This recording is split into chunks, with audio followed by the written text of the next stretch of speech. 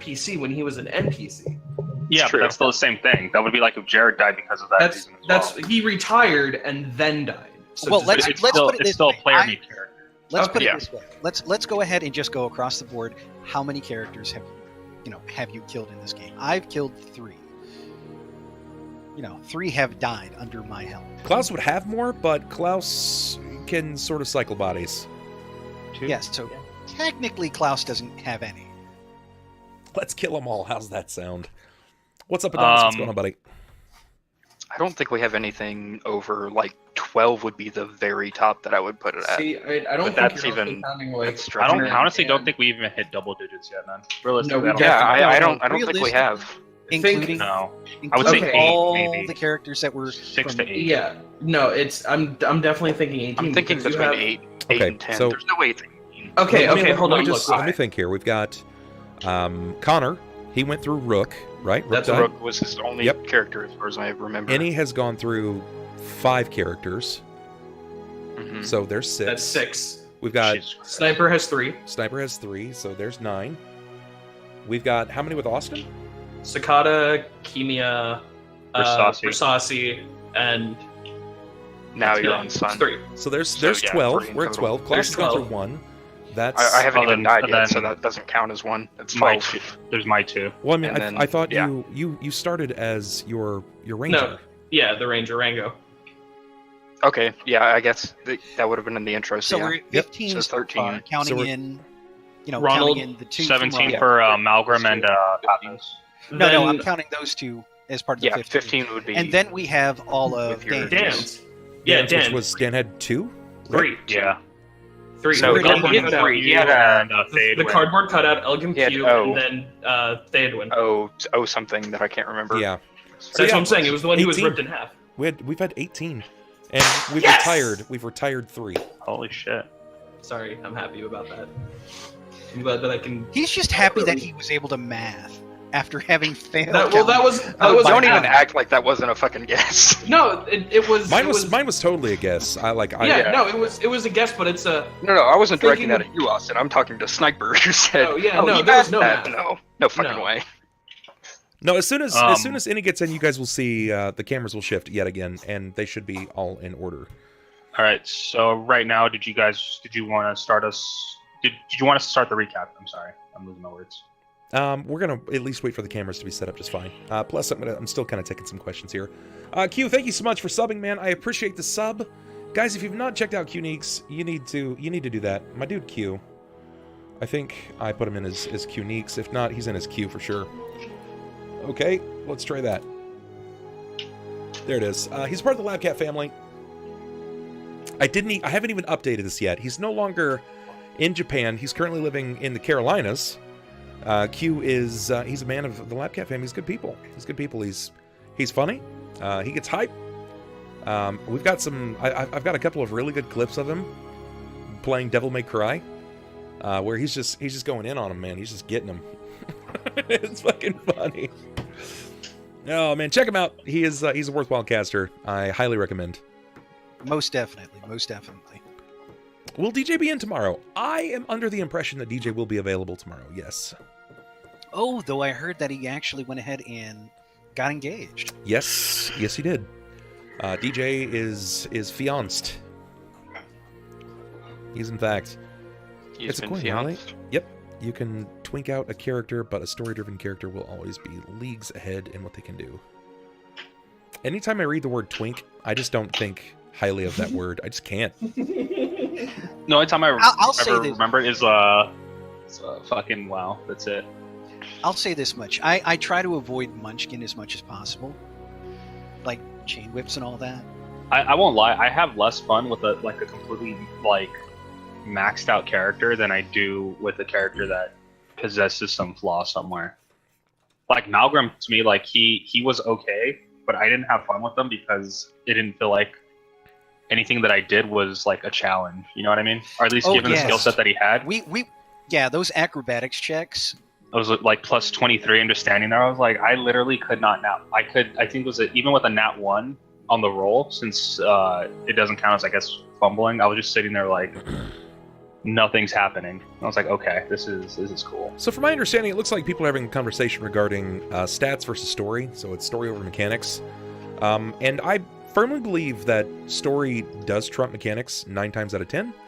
Yeah. But in this regard, I do believe that you need mechanics to drive your story home, which is why Pathfinder is so good, because it is a mechanically sort of clunky game, and it allows you to explain their heroic feats via dice rolls. It's really good that way. Plus, it allows you to kind of set up a scene for failure. Failure is a thing that happens in Pathfinder, regardless of how high they roll. I would argue that it's like 70-30, story versus mechanics. Yeah, because, no, that's about where I sit with it too. Yeah, because I mean, as much as I love telling the character story, I have played really badly designed characters. Like my few attempts at trying to multi-class, that was just ugly.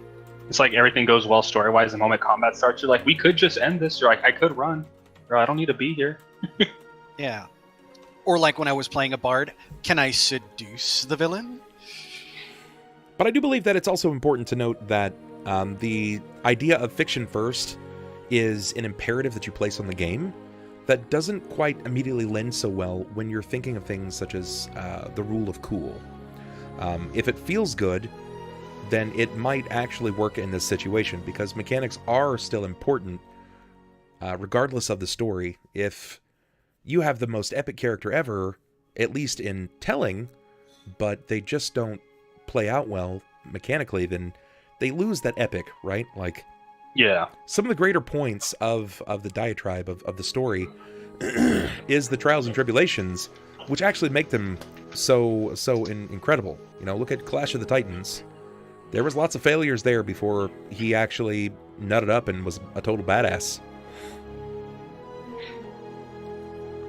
Annie, you're gone. You're not gone. Yeah, I'm not here tonight. You're definitely here tonight. I would say, honestly, though, my preference would be 80-20 in terms of story versus stat rolls and stuff. I don't know, that's just me, though. I would much rather there be memorable combat as opposed to copious combat. Yeah, because I've done that before, where I've done a game where I had like a fully fleshed out character. This is before you were my DM, but I'd have like a fully fleshed out character. Like, I think at the time I was like, any character I made at the time was like at least a page and a half of backstory. And then we would get into like the game, and it was literally like, all right, you guys are in this mega dungeon. I was like, all right, cool. First room, combat. I was like, all right, cool. And then like I would try to talk to the character, like every other character, for a few seconds, and they'd just be like, okay, or no. And then we'd go down a hallway, and then another room with more bad guys in it. I was like, all right, like, damn, can we talk to them? No, they're not interested in talking. I was like, oh, okay. I fucking guess. And then it was like, I ended up doing a week-long campaign of this like dungeon place, and like not once did we ever like actually like talk to any character. It was like all the same thing of fighting, sleeping, fighting, sleeping, fighting, sleeping. Yeah, I'll admit I know how that feel is. I mean, one of the reasons that I'm kind of excited to be away from Jerrod is because he was a simple character to play mechanically. I mean, that's kind of the drawback of fighters. They're really good at dealing out damage, but the storytelling portion, I mean, like, their skills are so gimped. Not to say that they can't be a story-driven character. You know, he's definitely done it, but he's never going to be really good at diplomacy or anything like that, because it's just... You can. You just have to make a decision whether or not you want to be a character that's physically capable or you want to be verbally capable. Right. If I want to go ahead and dump into my charisma, which I tried not to go ahead and take negatives on that one, but hey, my dice sucked that time.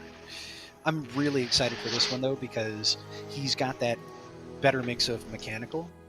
So he's more capable of doing a lot more things instead of just, oh, let's kill stuff. On the mechanical side of things.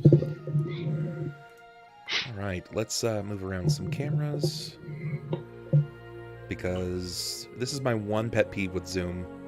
It doesn't actually place participants in the same spot over and over again, so no matter what I do, I It's have to whoever shift cameras. joins first. Yeah. Yeah, I have to shift cameras around. Well, I think they load up people into Zoom by how they enter. Yeah. It's whoever comes in first. It does essentially who comes in first, and then it places them out. You're Yeah, muted, I by mean, the way, it'd be Austin. nice. Also, It'd you're be not in nice roll to- 20, so you should fix that. So what we have to do every week is we just have to say, all right, Sniper, you join the call. All right, Will, you join the call. All right, Ronald, you go in. All I right, honestly you're think in, we and could then I'll follow leave. those directions. I'll go home after that. It's not even a thing of following the You are directions. home, fucking idiot. It's I'll go to everyone's timing to like actually be on at the same time would be difficult. Are you trying to say that we don't have timing? I'm now? 100% That's exactly what I'm saying. without fucking it up. Yeah. Or someone forgets that they're not supposed to like log in at that time. They're like, oh wait, never mind. Great, guys, Which we would probably need be to me. have- we I need would to have get a structured super time schedule for our login. Or someone overestimates how much time they have, and Yeah. we're supposed to be gaming, and they're playing something else, and it's like, we needed you for camera like 8 minutes ago. They're like, be right Well, there, let me- bub. Let me go ahead and just Hashtag finish this not match. salty. I'll be just a minute. Yeah. Hashtag that hasn't happened for the past 6 weeks. No, it hasn't. Not at all. Wink, Mm-mm. wink. Never, not even once. Annie, you're unusually Time's silent a right now. man-made concept. I don't want to talk about it. And he's like, time is a construct. Time Alrighty. is a chicken. We got all the players here. Yep, we're good. Uh, we can then- actually start talking about what happened last week. Alrighty. So last week, we ended up finishing, starting off the new chapter with Jerrod coming back into Cauldron and taking up the mantle of the new captain of the guard. And we were also introduced to 2 new characters.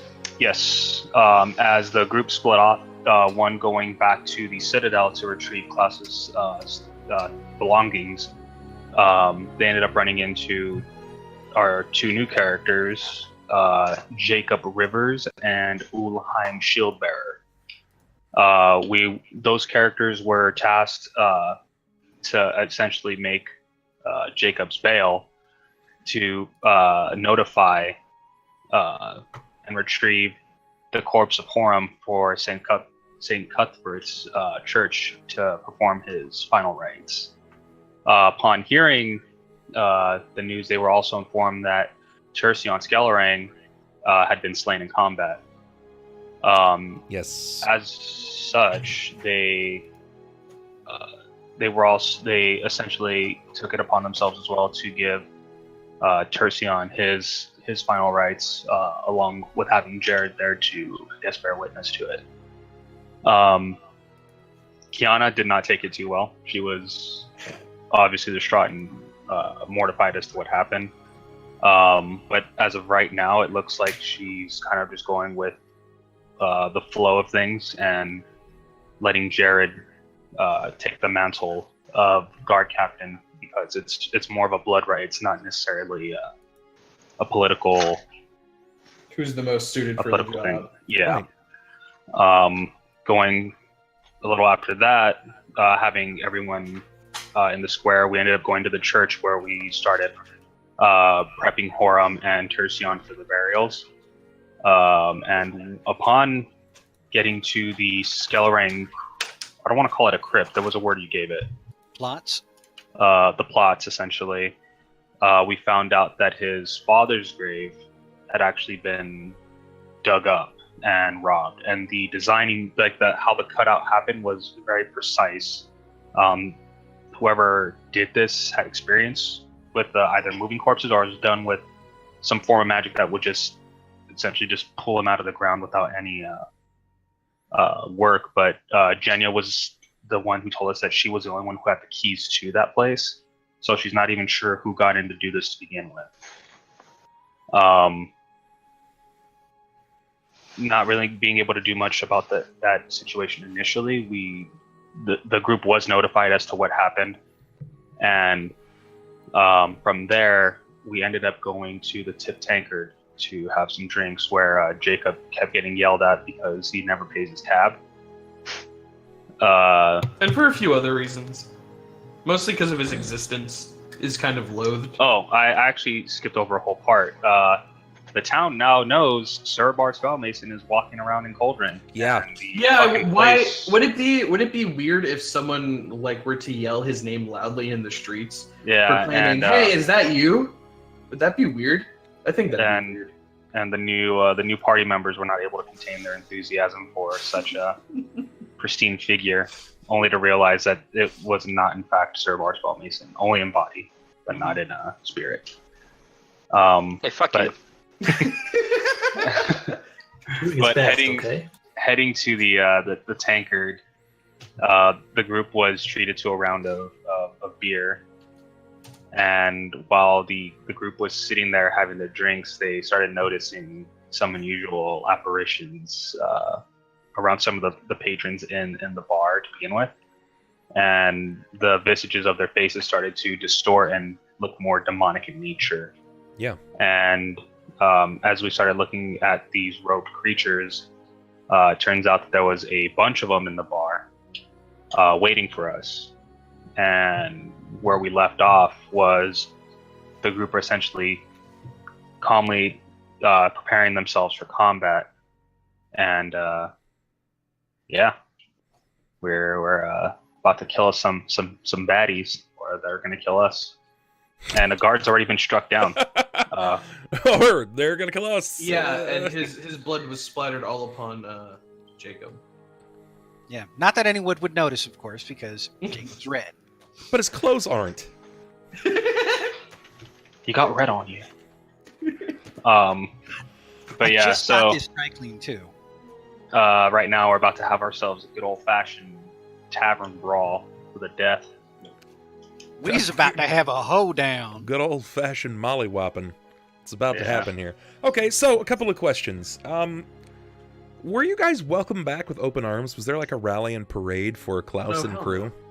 No. No. When have we ever gotten the recognition we Spellman. deserve in this fucking town? I mean, when do they even recognize the people who they've never seen before? Two of us have never even been to the city. Yeah, but you were the other hanging two, in a bar the other stall. two, one of them's hated and hides his face with a cloak. The other dude just walks around like a dwarf, just la di da di da di da. So that he's a little bit known. The And other you're- one is the one. You're that in the knows body about- of an accomplished mage, at which everyone's losing their fucking mind. So no, they do not welcome us with a warm parade, beer, many a maiden, and a great time ahead. It's more like for Griffin Klaus. did, but no one else. Except for Yeah. Klaus. Griffin welcomed He's the you. only one that's gotten anything. And he only welcomed you after freaking out. I was happy to thinking see that you you were guys. Spellmason and going like, oh my god. Yeah, And you're like, we're happy to see you. dude, it me.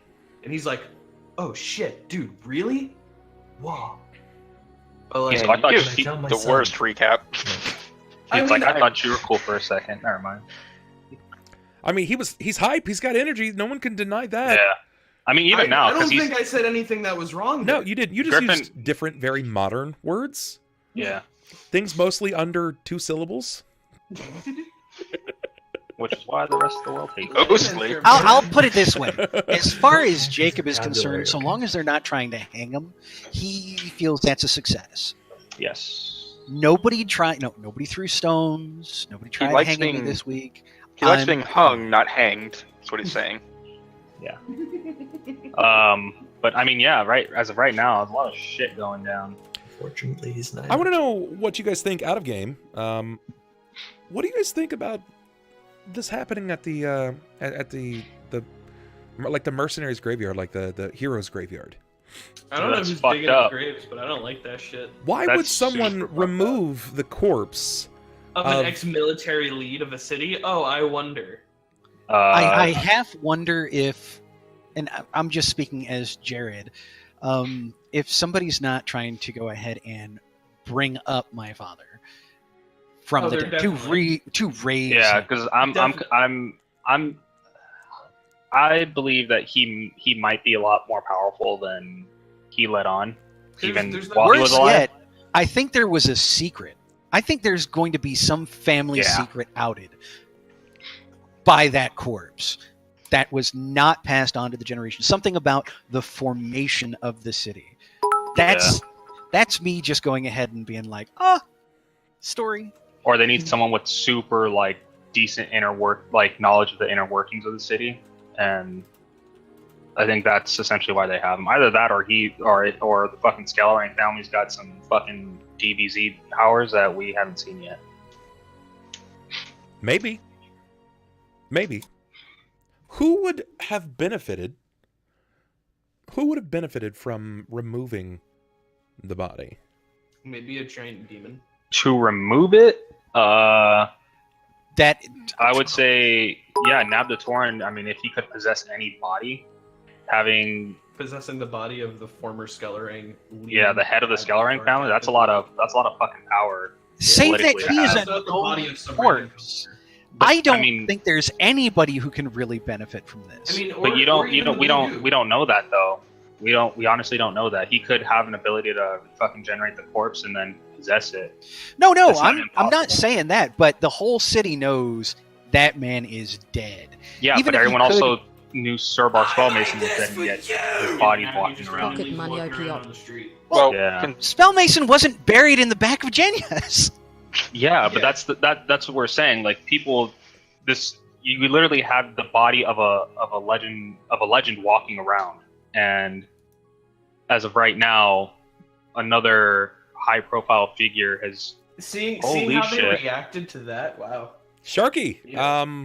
Yeah, I just saw Pocket that. money OP. hi. Wow. I don't think we've ever talked before, but thank you so much. That's That- intense pocket money. Yeah, that's some intense pocket change, brother. I appreciate that. That's gonna go directly to helping out my cat, which she's gonna need surgery. So that's very kind of you. I It's a lot of appreciate Yu-Gi-Oh it, cards. and she will too. So you're at this point, it's like you just covered her anesthesia cost, and I appreciate that. Much love out to Sharky, guys. Can we get some love in chat for Sharky OWO? What a Hit him name. with some bubber love. Thanks so much, Shark. I appreciate it, You buddy. got a wood for a critical hit. God, Sharky. Also, look at the new bit boss.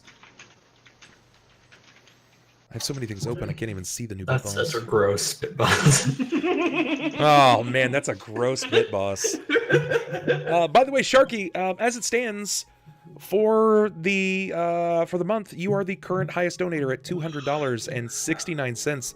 If you remain that high up on the top, you actually get to choose next month's emote. Every month, the highest donator in tips or bits gets to decide the new emote for the following month.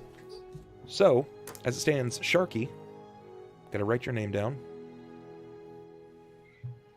0W0 Also, they asked $200.69. how much for the cost. How much for the, it's gonna cost $800. It's $800, unfortunately. Yeah, though, God, we've put a dent in that so far. Yeah, you guys have done a good job. You've been helping out a lot. Thank you, Senpai. I'm gonna go ahead and give you guys some bits. Thank you so much for helping out today. Here's 250 on me. Boom, bam. That's for everyone. Thanks, guys. Sniggle babies. Okay. So again, talking about that. Sorry, I was kind of caught off guard there for a minute. So, like I said, I think his body's dug up. Someone's going to revive it, either possess it or use it like as a kind of puppet. And they're using everything that's happening right now is a Help your hard cat political less than shift 3. into whoever's trying to fucking control Cauldron, which at this point I think is the fucking mayor. Sharky. Did happened he again? do it? What happened? Did he do it? Or she or they? What happened? Can't. I'm wondering about that face because I've got stream on mute. Yeah, I have stream on mute. I'm looking at chat. I don't see anything. I don't see it. What happened? Holy. It doesn't show donations in chat. No, Oh, it well, did go it ahead did and look show. there. Oh shit! Okay, there it is. Yay! Whoa! Wow, Whoa! Sharky. What a legend. that's a strong bit boss. That's also a lot of rep. Whoa! Did he just drop $800 today? Yeah. And 69 cents. Your cat's My gonna be boy. okay. 69 cents. Good God. That puts him in the top 10, right? Yeah, actually, that puts him in the top 10 highest donators on stream ever. Yeah, he drops. Who does he knock off? Drops Jam Wait, out. who's? Ooh. Damn. Ooh. Wow. Yeah, London. sure. Madison just got knocked. Ah. Help your cat. London. Thank you so much, You're Sharky. I number appreciate 10 that, now. man. The legend. Wow, Uh-huh. that's huge. You got some sharks in the water, bro, and they be giving that noticing green. you. Yeah, God got some damn, sharks swimming in this ocean. Sharky. I don't know what I did to deserve the love, man, but damn, Merry Christmas, you filthy. hot damn. Dude, he literally has a shark in the bub tub. That's dope. Damn. That's some knowledge for you right there. I'm a little flabbergasted. I'm sorry. That He is both flabbered and gasted. yeah, I am. Let me make an edit here real quick and put this in, guys. Cool. Yeah. Do we want to just go ahead and add them together since they were like back to back Oh, anyway? definitely, Yeah, he usually does it from the. It's like the day, right? Definitely. Yeah. yeah. At this point, it just comes down to the day. Damn, wow, man. Thank you so much. And it looks like people are still battling out for the week's highest bit donator too. Are people trying to punch the bit boss right now? Doesn't it get stronger with the donation that just came through? No, they're just trying to get. Or is the it highest, bits only that No. cause the? If you HP look to go if you up? look in stream chat, there's actually a board at the There's top. badges. You 1, get 2, and 3. you get badges for the week of highest bit donators, and desktop donated before Wiley did, but they're currently battling for first spot. Desktop Adonis is still first. Wiley Hobbit is second, and Shadow of Cosmos is third. Mhm. Wow, holy shit. Yeah, I'm not touching any of them this month. That's Good fucking- lord. That's fucking dope. Thank you so much, man. That is tremendous. Welcome to the Bub Club. It looks like Shadow of Cosmos has put you in the tub, brother. You're officially a Bubscriber. Yeah. So now you've got to come back. Yeah. You know, you are a legend, so you best be entertained tonight because you are expected. Oh man, I just like I do have to say, and this is out of like concern and fear, mostly because Sharky, we haven't really had an opportunity to talk much. If you need that back because we haven't had an opportunity to talk, man, or I know that you did it because you wanted to, but maybe you hit an extra 0 in there, you just didn't think about it. I can send it all back to you, I promise. There has been a slew of people that have been going around streams and making false donations. Once they make these donations, they look for the applause and the kickback, and like a week later, they end up recurring everything. They put up a PayPal bit and they say, no, that my son grabbed my bank account card and made this donation. I'm not suggesting that's you, Sharky, and luckily I've managed to dodge this bullet outside of like $150 over the almost 5 years that I've been streaming, but that's just a lot of money, man. Oh, Bub, you just need a deep breath, man. Deep breath. Come on, pull it in. That's just a lot of money. It's a lot of Yu-Gi-Oh cards. It's a lot of Yu-Gi-Oh cards, you're right. Yikes, man. Thank Or you, one man. big one. I don't... Before he orders one life-size Yu-Gi-Oh card. Yeah. God. Ghost rare. Shit, at this point, he could go ahead and get Yu-Gi-Oh. I mean, granted, only for like an hour, but True. Thank you. Again, thank you. I won't distract much more at this point. Alrighty. If you wanted some kind of special kickback, Sharky, and if you haven't yet, check out the Discord. I'll play a game in your name and in your favor. We'll pick a date and we can sit down, or we'll do it for next week's 24-hour stream on Friday. Just make the call and we'll make some things happen. Check out the Discord and PM me anytime, man. I appreciate that.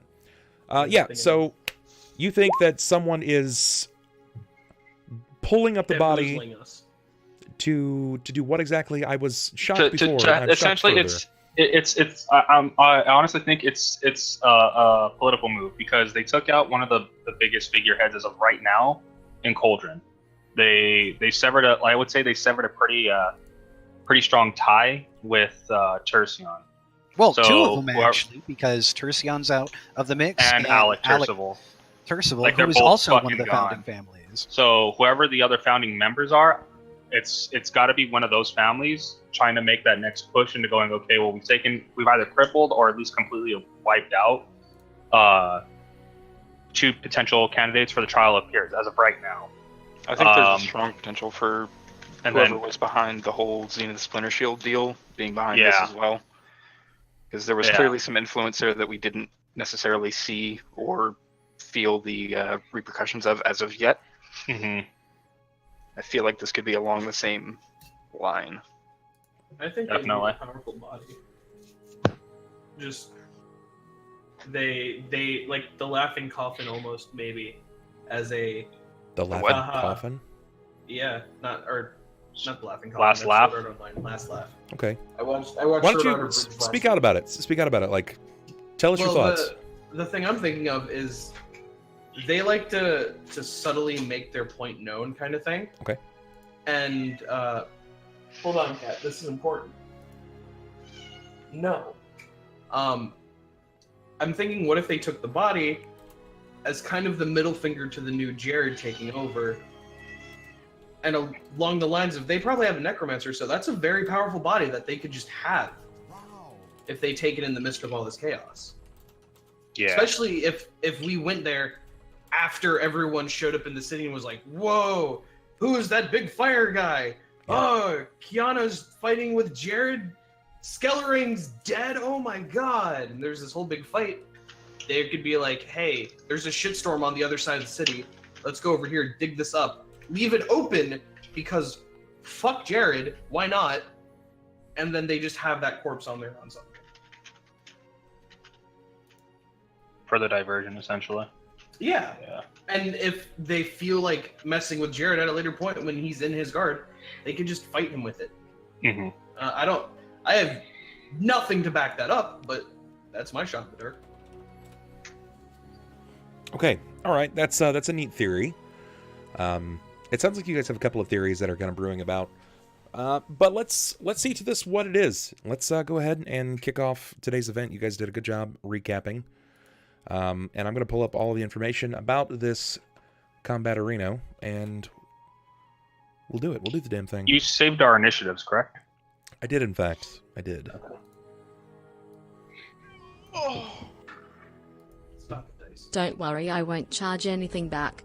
Less than. I think I have some spare money. Sharky donated $69, and I just heard Will orgasm in my ear. Hey. He says, don't worry, I won't charge anything back. I think I have some spare money. Gotta love that tax return, man. I love that fucking sound. He hit me with an Imgur link, but for some reason I can't click on it. Can you go click on it in Streamlabs? It's not letting me. I don't know why. It's just not letting It's a me. house made of pure gold. He's always lived in El Dorado. All right. Thank you so much, Sharky. I appreciate it, dude. I'll make the adjustments tonight. Just stick around and hang out and tell me what you think of tonight's game. So let's do the thing. Sharky just going in, man. He's going hard in the paint. Gonna punch you in the taint. Oh man. I hope not. I tried stopping myself before that popped out. That is quite a lot of extra money. Oh my. I mean, I haven't seen it, so I don't know. It's in the chat. Okay, all right. So there isn't a combat map for this. So this is going to be a lot of theater of the mind. Theater of the mind combat. We'll make the most of it, though. Unless you guys wanted me to draw you a combat scenario. No, you're good. See. No. As long as all of the creatures are freehand and not actual. If you could individually draw them one at a time. You put them on tiny cards too. Yeah. No, we're good, man. Actually, I might have something. So if you say, yeah, I actually have some of those old dudes. I might have something. All right, let me grab your tokens real quick. Oh shit. Are we going to the tavern? Sharky has now followed me. Thank you, Hey. Sharky. God damn it. Weird order. You did that backwards. You drop the 800, you get the sub, and then you follow. Oh man, I can't wait. I like that progression.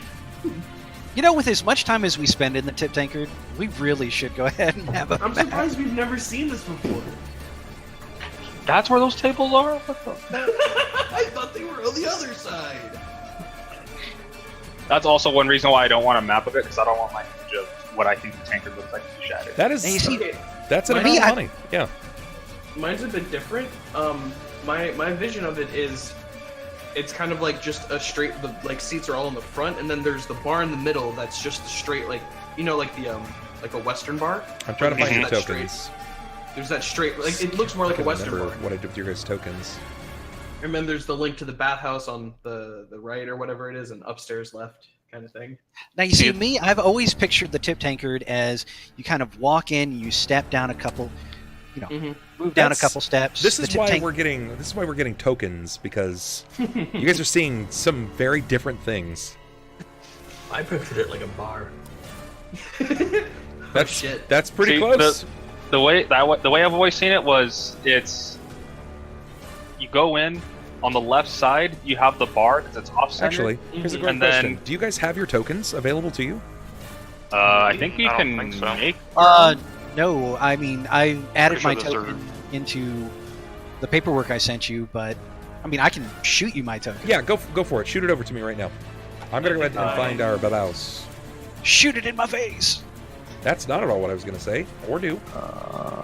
D&D I have the one I made for Ronald for his for Alabaster. No, that's not him though. No, yeah. This guy right here. Boom. That's what he is. Can I use the shirtless photo of Blacklight? No. No. I got you. I just had to scroll up in our DMs. All right, it's in the wind stanked. I'm gonna make you work for mine because I have no idea where the fuck my token is. Considering I'm the one that made your token, Yeah. Fuck. I don't think I ever saved I my posted the wrong one. You sent me a Twitch Oh, message. right. Sorry. You're fucking dumb, Red. Why do you have that saved? Because I made it for you. Right. Send you- actually, Ron, did you ever get a token? Made up? No, but. Well, I tell you what, that's the character image that you want to use, right? Correct. Give me just a second. I might have to make another one or something, but I think I have it. Bubba's using one for you. Yeah, no, I gave it to him at some point, so I might just have to look in our DMs, but I'm trying to find it in my notes folder. I just don't see it. Are you guys on the tankard page? No. No, Bub hasn't switched us over yet. They're still setting it up. No, yeah, you guys haven't switched over yet. I'm about to grab all of your tokens. Yeah, I'm making up Ron's right as we speak. Okay, so snipers, that's definitely a magic card token. All right. Is it? I've no idea. Yeah, that's a magic card. Red, I I'm not using those tits. If you scroll up a little further, there's the actual picture of Deia. You're such a But it's twat, better Red. version. Okay, so I've got. It really shows that we're all male sometimes. Just like it really shines through. It's like I've said, they'll never. The females will never join our game. I think they would. That and with what happens to Indy. Xander, are you making that a token for me to use? There you go. I don't know how to make. I'm making it right now. Okay, There you go. I sent you mine. thank you. Or well, I sent it in chat. I think it's bad enough that a male is playing a female character in the game That's what I'm and saying. is That's- getting all of the. That's actually like way more common than you might think, to be No, no, honest. I mean, like, I'm getting all the sexual quirks I am now. Could you Now imagine imagine what if would we be had like. a woman during the game? Oh man. Chat And I know Red's pretty close, but I honestly think that chat would probably be a lot more respectful to a female or female member of the group than a male playing a female. But that's just my opinion, man. that's just like your opinion, man. It would get so much more lewd. Maybe. I've definitely played with more women than men before, and they tend to make it more lewd. From experience. Oh, true. yeah. This is to be controlled by Sunn. Yeah, boy. This is to be controlled by Sniper, who's playing Jakob. This is Deia. Let's see.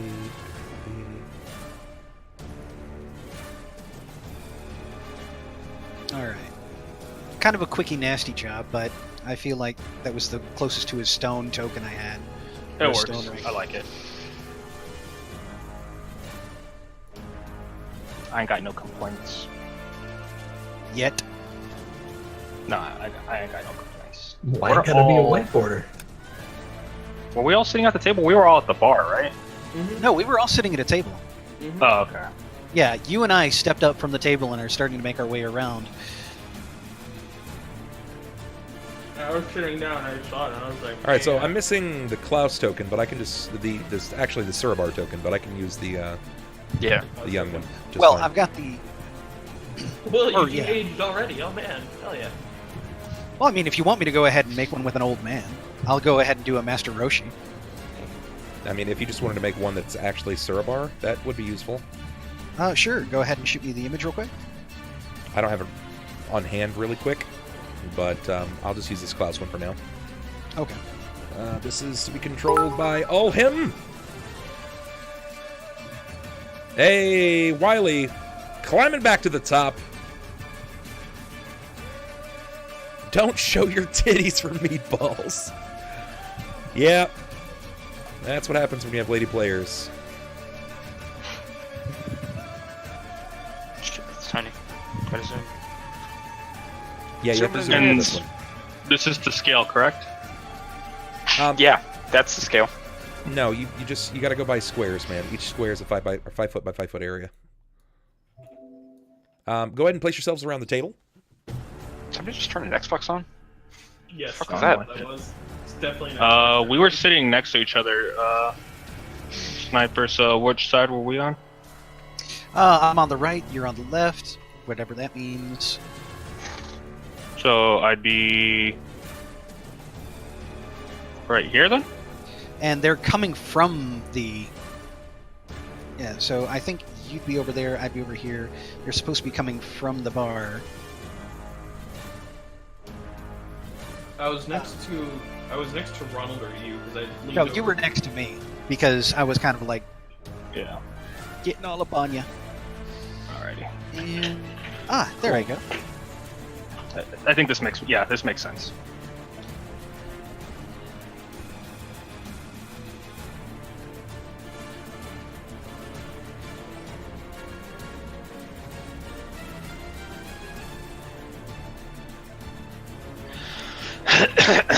Messages are being deprecated. Starting March 30th, your inbox will remain available in a read-only state.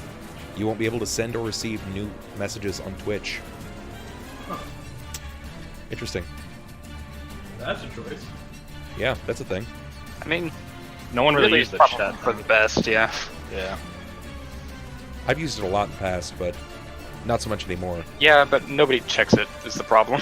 Yeah. It's- Okay, Unless you have your email notification set up. Lady Deia. in initiative order, Deia, you're up in combat. Well, I'm gonna stand up, like push away from the chair and draw my bow. And which one is the one that just cut someone in half? I'll say that it's this guy right here. I would first turn to him and shoot at him. Okay. Show me what you got, boss. So,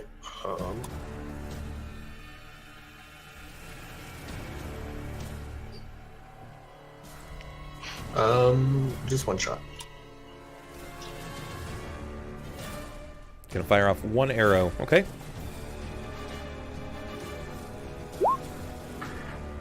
Holy fuck.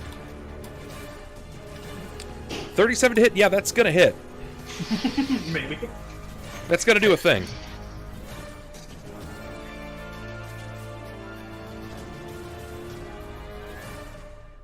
He's just gonna fucking disappear.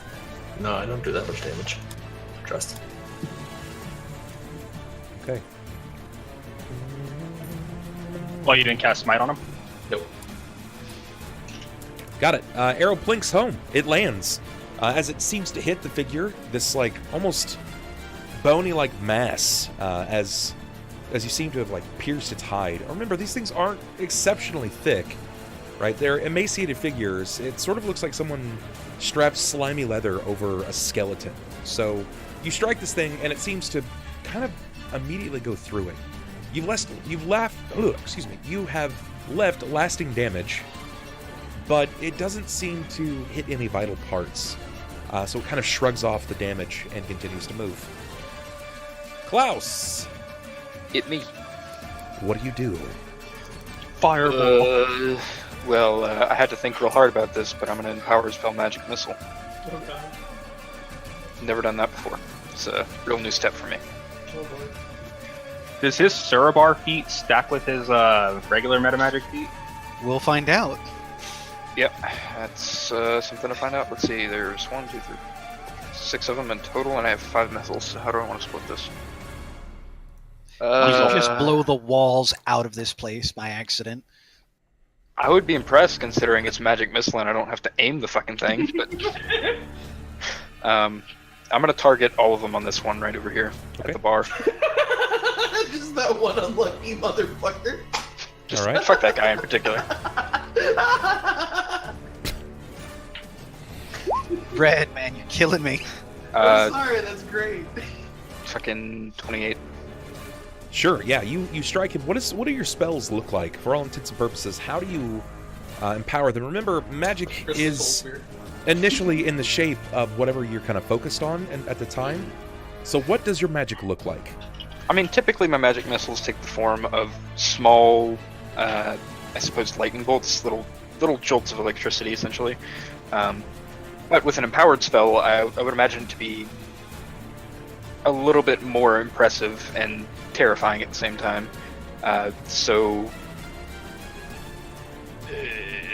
Good question. Whatever you think that would look like. Fuck! I'll leave it up to you. Personally speaking, I've always imagined like magic missiles. Well, I mean, you can make the magic missile itself look like anything you want, but I always figured them like an arcane glowing blue, just path of force, sort of like that mist that flows off Dementors from the Harry Potter movies, and just like bam, smacks like a brick shit house. I would say I see it basically in Dark Souls terms of magic. Or if you happen to be sloth giant lightning dicks, sure.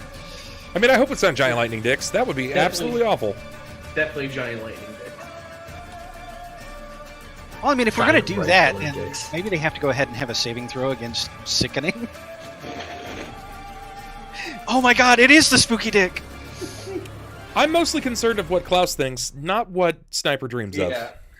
Yeah, that's probably, a good call for the majority of the night, actually, not just the game. So, I mean, like, if I'm taking the form of small jolts of electricity or lightning, then, I mean, there's no reason it couldn't look like a lightning bolt without actually being one, right?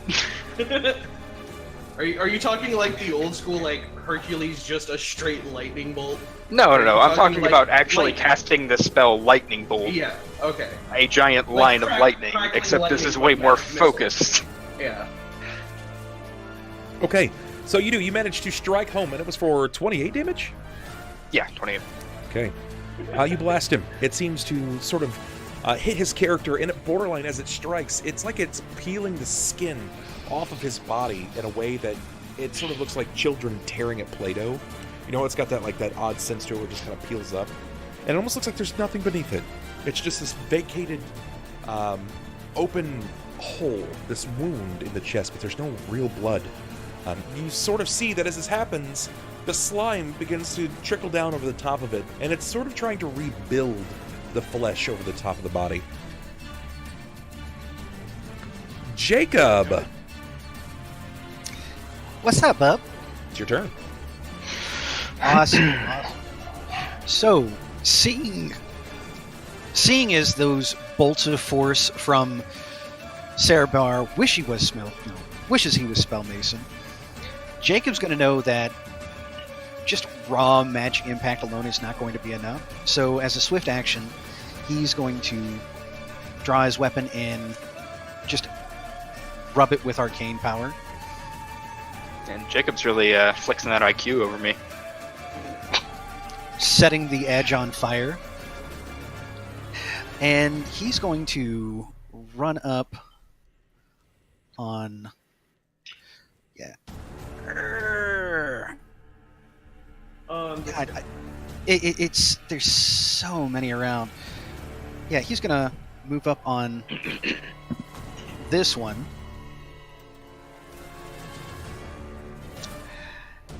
And just do a pull strike to deal out some fire damage. Just raw fire. Go for it. Let's see what you got. Alright, so first things first.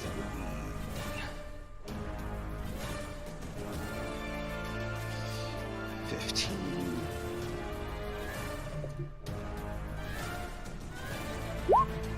22 hit? 22 will hits. Oh, fantastic.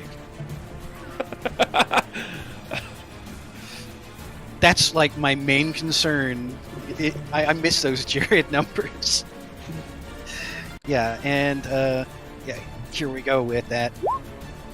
38 damage. 32 of it is all flame. Okay. And that's it. Right.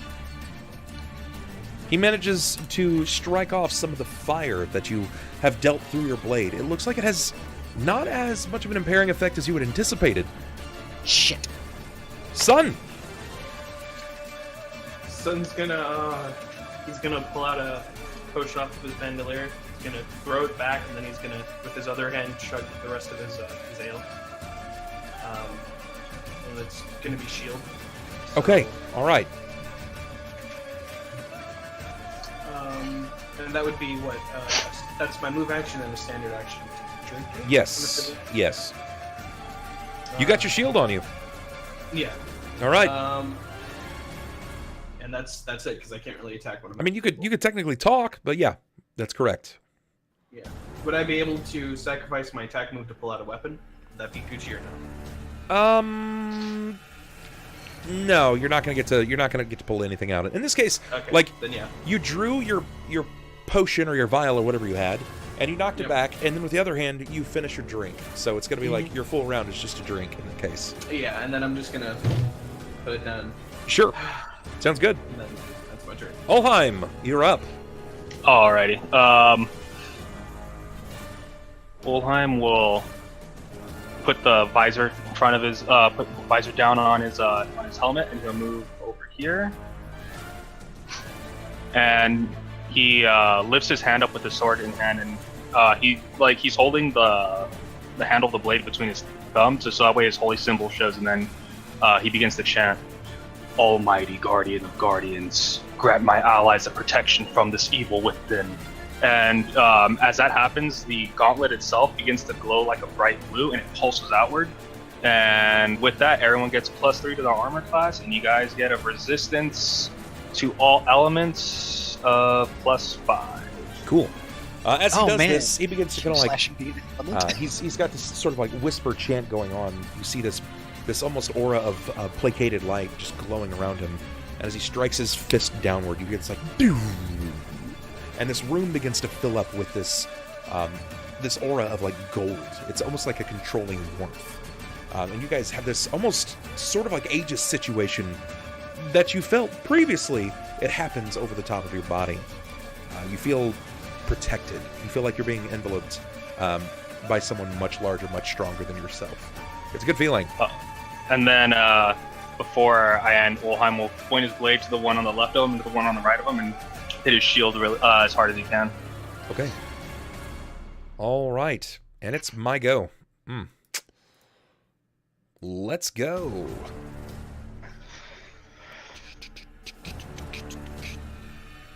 Let's see what I can do here. I'm muted. So for clarification, the +5 resistance to all pretty much all the 5 damage. All elemental damage. is you get 5 resistance to it, and then +3 armor class. So plus 3 against it, and +5. The first 5 points of damage is not correct. If it's elemental. If it is damage. That bonus applies to even your flat-foot, so don't forget. Gotcha. Which was going to say Mm-hmm. Okay. So, my friend here... He's going to go home and have a nice, thoughtful shower, relax, talk to his wife. He's going to rethink his life's decisions and decide to go back home to his wife and family. And his little demon kids. I need... Xander, I need you to roll a D3 for me.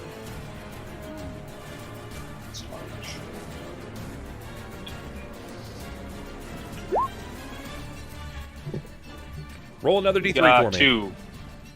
And we got 1. Okay. The target to your left begins chanting a spell. After you summon your aura, this feeling, this spell that you have, immediately around you, the 2 that you've targeted, they start to cast a spell.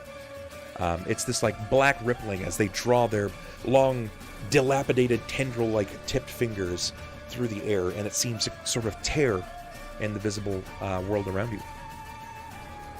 1 steps through alongside it, and the 1 to your right does the same thing, and 2 more join him.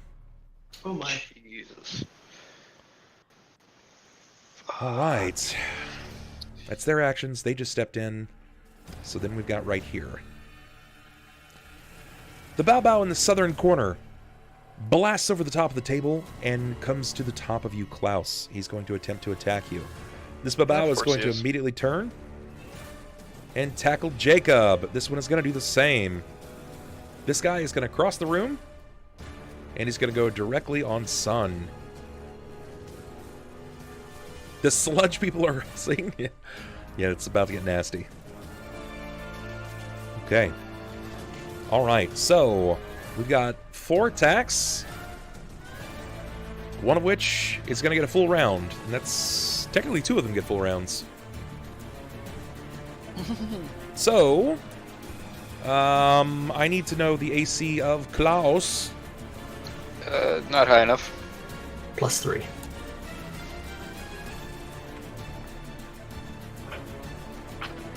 Okay. It's very much not high enough. Is it just standard AC, or are you taking 5-foot or anything? It's going to be your standard AC. Okay, 19. That's pretty damn high. It's high because I have items that make it high. Yeah. Is that with my buff as well? No. What's your buff to AC? +3. So you would be 21. So yeah, 21 then. Or 22. 22, yeah. 22. I can math. All of them are going to hit.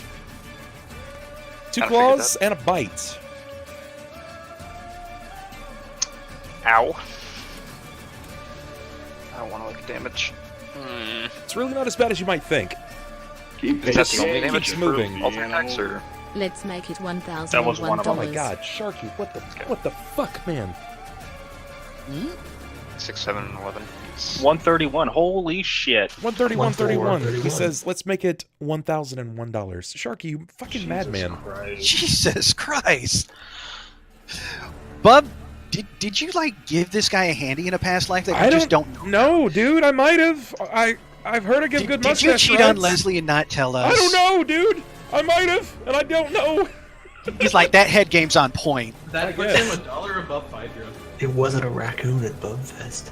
Jesus, no! Oh, we'll take 24 points of damage. Take 24 points of damage. Ugh.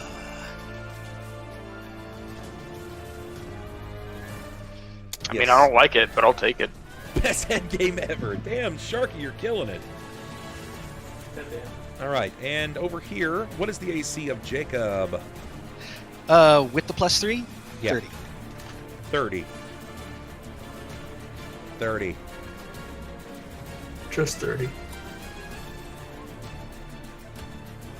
Hey! Ooh. Hey, Roll shit! confirm. Does not confirm. Oh, God, that scared the piss out of me. Did you have flashbacks? Oh, you'll change your pants. You have flashbacks back then. Max bro. damage, take 11, sir. Take 11. You've been bitten. Gross. Give me a fortitude save. Gross, sir. All right, forts. 23. Okay. Top of the initiative line. You're up, bud. Deia. Well, I shot this guy once, and my arrow didn't really strike home, so I'm gonna aim for the head and shoot the same one. Okay. Right in between the eyes. I'm also just gonna do a full round. So you're attacking this guy then, right? Yeah, that was the one that Correct. summoned. Yeah. Good. So my full round consists of many shot and deadly shot. Oh, I know. And It's like you're speed throwing on my bow. 30 Yeah, everything. arrows. It's nuts. There's just a spool on his bow. He's all, They're all, is that a belt on your arrows? Oh, he's all, yeah, I need it for my rapid fire. He's actually got a crank knob. Yeah, she just braces it against a hip and just cranks at it, Crazy. you know, commando You style. got it. Just- Those are gonna hit. Okay. Suddenly, like Rambo, she's somehow shooting both two bows at the same time. She's like, oh! We're like, how are you doing that? She's like, don't. Cyberbum, thank you so much, man. I appreciate that. By the way, Sharky, for every time that you've donated, you have healed your bit boss. So all of those bits that came in, they don't even matter anymore because you healed your bit boss.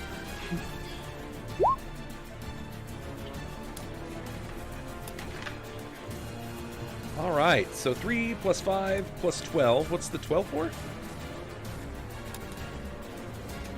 12 is the bonus on my damage. Weapon bonus, point blank shot, and deadly shot. Okay. Deadly shot is declarative. Yeah. He said deadly shot. Oh, did he? Yeah. I'm sorry, I Yeah. didn't hear that. I just heard full round. Okay, you got it then. So we've got 20, 33, 48. Yikes, he's been peppered. Yeah, he's covered. Quite literally littered with arrows. Klaus, it's your turn. He's not dead. Ugh. So I really don't want to be within melee range of this one right in front of me, so I'm gonna try to get out of melee range. Okay. However, since there is a table behind me, I can't exactly just 5 foot backwards. Correct. Reflex, I guess. Would I be able to, or acrobatics even? If you acrobatics higher than his CMD, he will not get an attack of op on you.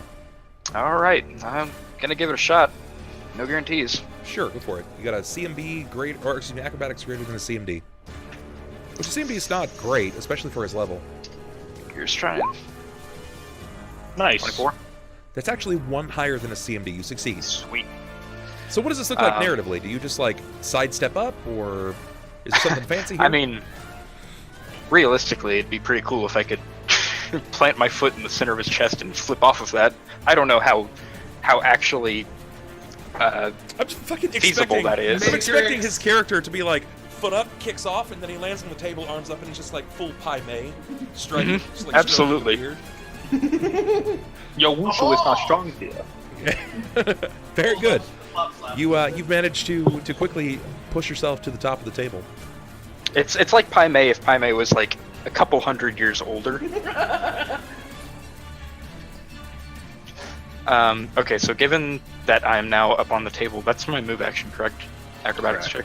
Okay. Then, I mean, I could throw out another magic missile, or I could try out something a little new and shout at him really loudly. Aggressively shout at him. So yeah, I'm gonna cast shout, attempting not to catch Sunn in the cone. So hopefully I can aim it sort of in that general direction. Okay. He's like the old guy dancing in the Six Flags commercials. The Venga Boys. He just dances his way onto the table, and the enemy's just like, whoa. So your spell, you're not doing burning hands, right? No. This is shout. Okay, this is just shout. Shout's sonic, and it's a target. It's not an area. It's just a target effect. It's a cone-shaped burst. It is a cone-shaped burst. Oh shit! Is it 15-foot cone? Let me actually look, because it's a range of 30 foot, but it doesn't actually specify how wide the cone is. 60 foot. It would be 30 feet at its peak. That wouldn't be a cone, homie. That's fucking. That's a flat line. Like basically everything horizontally of him. He goes full banshee at that point. That's okay. The range is 30 though. That's not how wide the cone is. Yeah. No, that's how long it goes for. No, that's why when he said, how wide is it? My first response is immediately, 60 feet. Jesus. I mean, it could be 30 feet deep and have an angle of like 5 degrees. It would be very small, but it would be 30 feet long. I would like a more obtuse angle. I can look in the that's weird. and see if they say anything else. It says cone-shaped burst per area, but it doesn't. Yeah, that's what I'm saying. It doesn't specify how wide it is. 30 degrees. So if that's the case, would it be 30 feet? Well, save for the fact that a cone is always it's up to from 30 me to the furthest point out is 30 feet. Yeah. Yeah, And so then the angle is I don't know. It would. I would have to equal 30 feet in that cone then. Guys, Like wherever the furthest point is going to be 30 feet from the center of you going outward. So that's what it means essentially. Yeah, that's what I'm saying. So it's like you're gonna blow it a would be hole like that, and then you'd have yeah edges of the cone on either side. Yeah, you're gonna blow like a 20 foot. You were saying? I'm imagining a Graves old deal almost. Well, hang on. Let Sniper go ahead. Yeah. The angle of the cone never changes. It starts off as 1 square, then 2 squares, then 3, then 4, and it needs to be 5 squares out to make 30 feet. Yeah. Or 6 squares out, rather. That's it. Yeah. So, I mean, in that case, I would be able to cast it without catching Sunn, which is my main concern in all of this. I don't really care about anything else.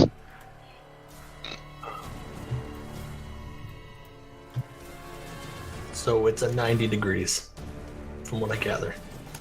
If you're casting on an angle. Yeah. Correct. But yeah, it's Bub's call. Yeah. Ultimately, it does go to the DM. It's area, so right? It's an area of effect. In this case, like if you're going to do a 30-foot cone, it comes out to the largest range, and it goes 30 feet across at its largest range. That's why when you have a 15-foot cone, it's going to go out there, and it's going to span across 15. So that's 15 there. That means if it goes out, the range is like, let's just say it's 20 feet out. This would be like your 20-foot range, and then it would be 15 feet. So it would be like that.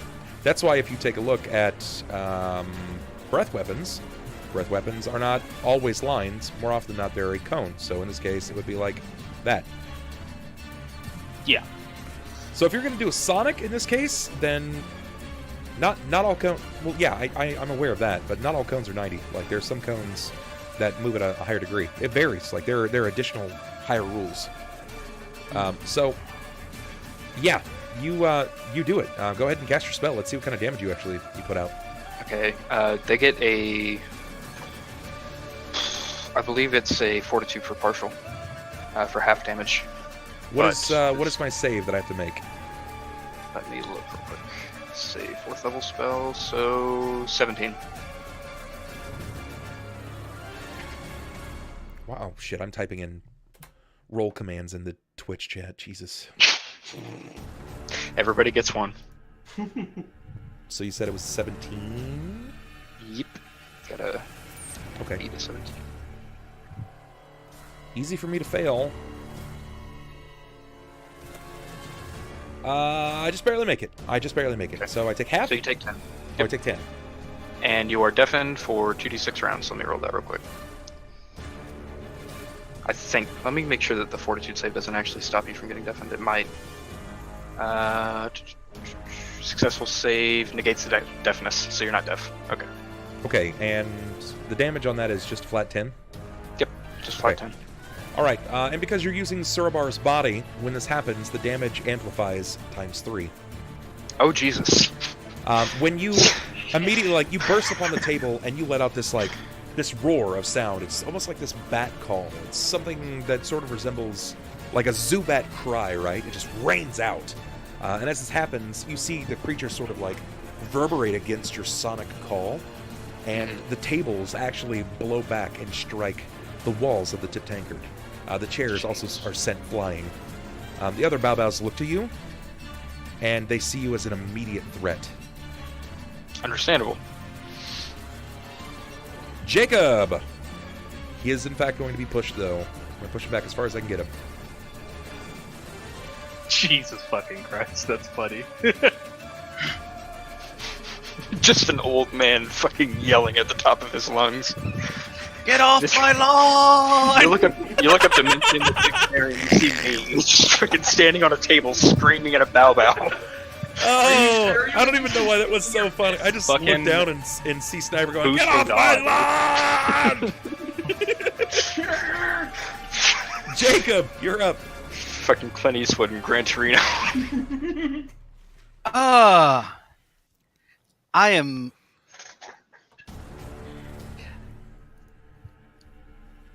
Yeah, seeing as the fire damage just did nothing, shit. I think he's just going to go ahead and... It's not that it did nothing. I didn't say that it did nothing. I said that it... Well, it was... The damage was Well, reduced. I would go ahead and say that to his knowledgeable eye, yeah, it could have been a lot more effective. It was not as effective as it could have been. I would go ahead and say that he's actually going to use another Swift and switch it over to Cold.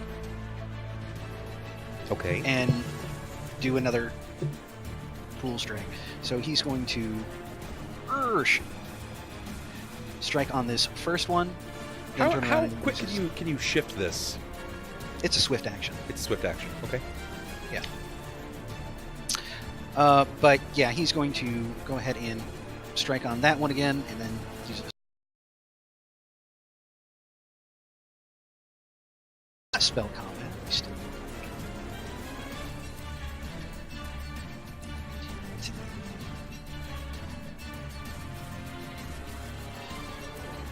First strike, 21. Okay, that's gonna hit. Thanks. And second strike behind him is 13. That's a miss. That's gonna miss. Swing and a miss.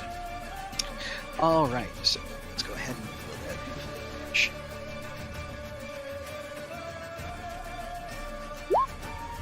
Jesus fucking Christ. Okay, you notice similar situation. The physical damage that you put upon this thing is very visible, but the lingering spell effect has very small effect over the creature. Yeah, seeing that, Jacob's just going to be like, crap, crap, crap, and yell out, magic's not the answer! 6 words. That's... Is it 5 or 6 that we have to learn? It's alright, you said 6. 4. Magic's not the answer. Oh, even better. Contractions! Woo! They're having babies? Yes. Sunn, you're in a rough spot here, friendo. Yeah, he's standing next to me, and I don't really like that. But I'm gonna drink a potion despite him getting the attack of opportunity. Okay. Doesn't necessarily mean he's gonna hit. His attack isn't super high. What is your AC? 23. 23? I missed. Cool. I am going to chug down a bark skin. So, 1. That's 5, that's 7. Cool, so 27 plus 3, so I have 30.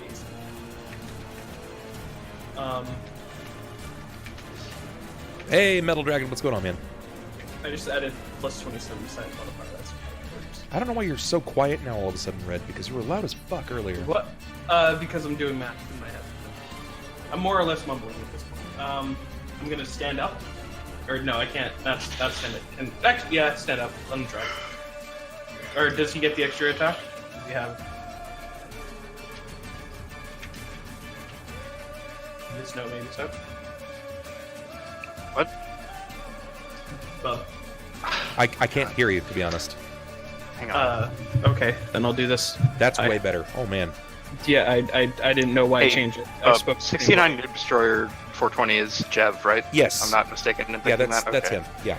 Let me unban him real quick. Shadow, you're good on you, but you're a little too quick on the draw there. Yeah. That's. I just don't think he knows who that is, which is fine. That's I'll Jev. unban him. Jev's been around for a long time, even if he does things that are totally against TOS. No, you didn't click the wrong one. I mean, it did say now banned from this channel, so if you didn't mean to ban him, then you did. Yeah. But yeah, you're good now, Jev. Trolled a little too hard. That's okay. Sometimes it kind of deserves it. Yeah.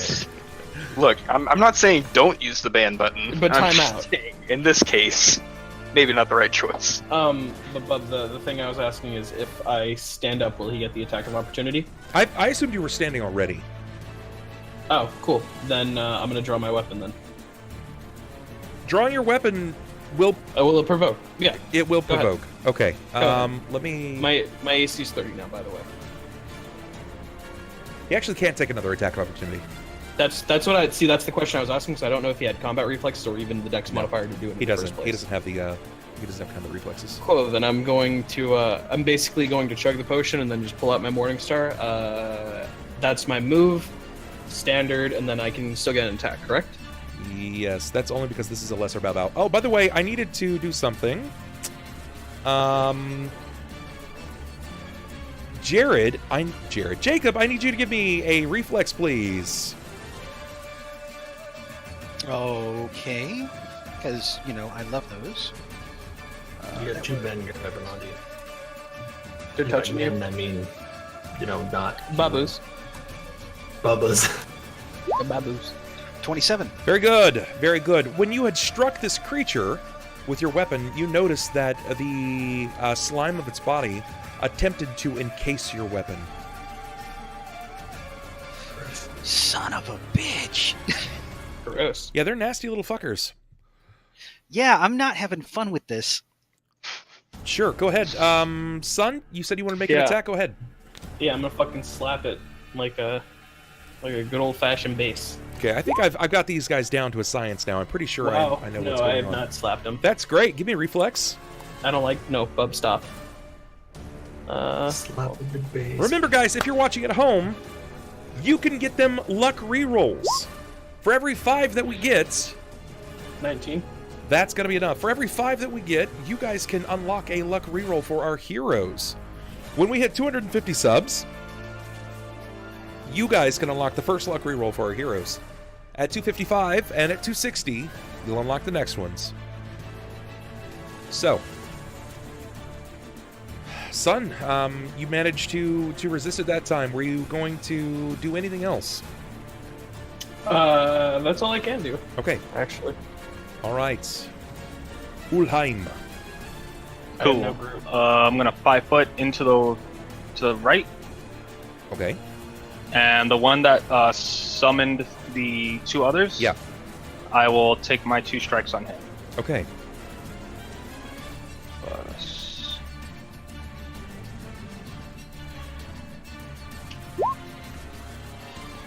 19. A 19. I think that is his AC. That is his AC. Even or odd in your favor? Even. Odd. Odd. That does not break his AC. It seems to not pass the congealing slime matter. Give me a reflex. Unless you would like to use your inspiration. Yeah, that's fine. Okay, go for it. Use your inspiration. Cool. You managed to succeed in hitting him. Still need you to give me a reflex. 20 plus 28. Very good. Give me damage. Alright, and I just need to know, is this an evil creature? Is this an evil? Yes. Okay. Chaotic, So, evil demon. Just a bit evil. okay, And so in terms of the portals, I figure it's an outsider, right? It is, yes, it is an outsider. here is the weapon damage, Sure, let's see what you got. All right. and here is the holy damage that it's going to get struck with. Okay. That actually has lasting effects. Where you've struck, it manages to cave in a bit of the chest area where you've struck. You can't tell if it's the weapon itself or if it's the holy, but it looks like it just shatters the bone underneath this layered leather skin, and it lets out like a cry. So seeing that, yeah, as I cut through him, I'll say, "Feel the might of Helm's arm," and then I'll come back up for my second attack. Okay. 22. Yeah, that's gonna hit.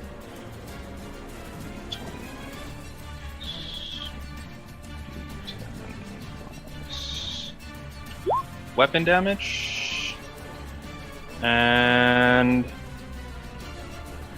holy damage.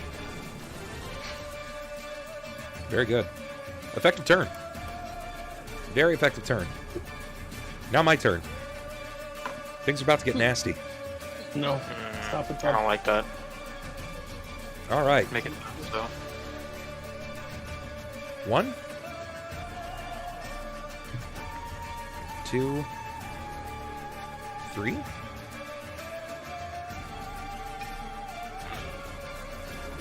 There. There.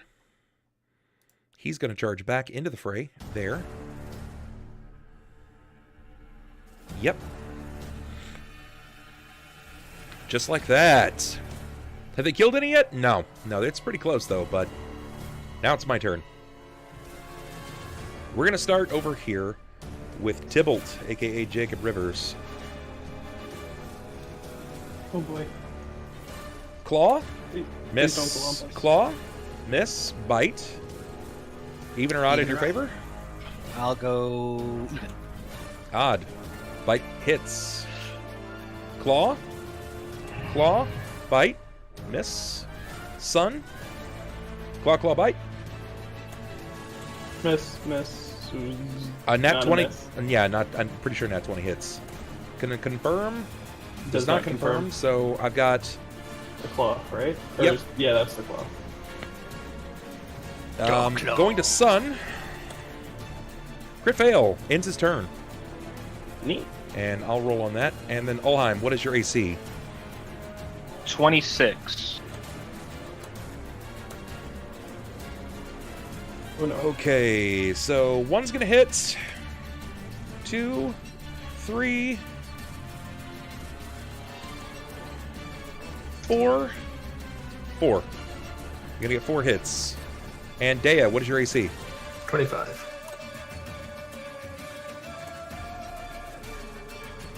1 hit. 2 hits. 3 hits.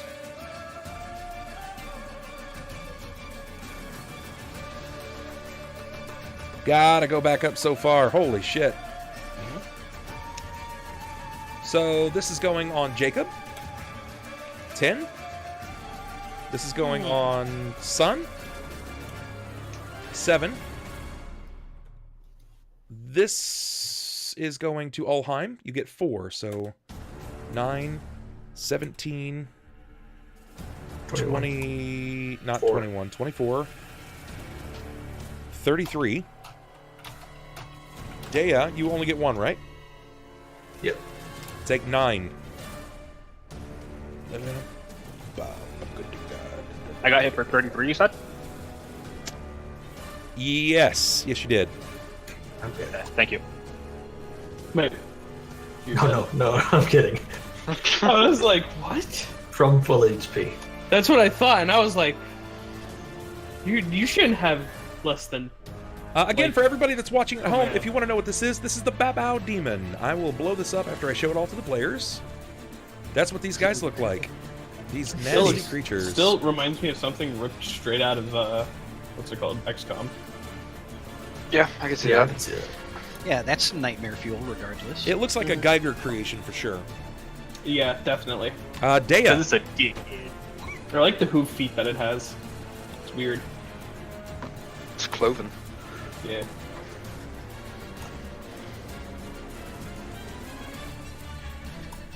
Yeah. Well, I'm going to declare smite on one of them. On the one I was hitting prior. So the one I shot with arrows, because I think it's this one here, Okay. if I'm not mistaken. And then I'm going to draw my short sword and try and strike at it. Sure. Long sword. I lied. Long sword. Long dick style. All right, show me what you got, Tyrone. It's not my turn yet. Come on. That was a good one.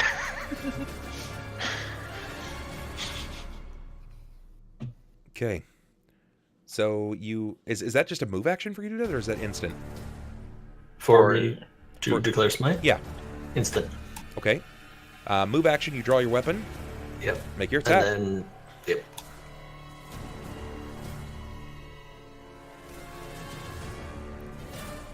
$24. 24. Yowza, that's gonna hit. Give me some damage. Okay.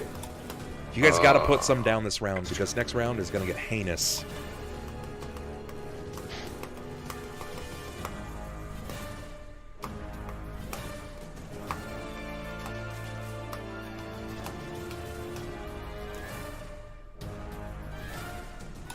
Minimum damage. Oh, I rolled D1, D8, but irrelevant. It's 27 Yeah. against the one I was hitting prior.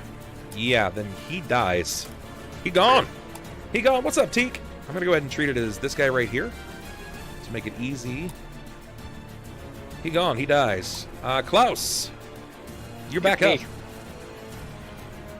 I just realized I can pick and drag the numbers off of the chat. Yeah. Doesn't do anything. Like you can pick up his one and just move it. I didn't know that. What can I want to find something that I can do with this. I'm sure you can figure something out. You can drag him onto the screen. Interesting. So while I'm up here Coyote Uglying this whole thing, fuck, there's really not any good options here. Wow, that's a throwback. I haven't heard that in a long time. What, Coyote Ugly? Yeah. Look, man, if you ever need someone to just throw out old references every once in a while, give me a call. So I guess my next move here is to just cast Fire Shield on myself because I don't want to get hit again. That fucking hurt. I didn't like it. And I'm gonna choose a Cold Flame. A Cold Flame? Okay. Cold Flame. So I'll be protected from cold damage. Not that I think they're gonna throw any out. I just think it looks cooler. Just wanted to look more badass. Let me see what the limit on the blowback damage is for that. Because it's per caster level, but I'm sure there's an upper limit to that. You would think. There usually is. It makes me sad, but it's a 1d6 plus 1 per caster level up to 15, so it'll be a 1d6 plus 11 whenever they hit me. Okay, that's gross. Yeah, that's I know. sick. All right, Klaus, you did the thing. I did the damn thing. Jakob.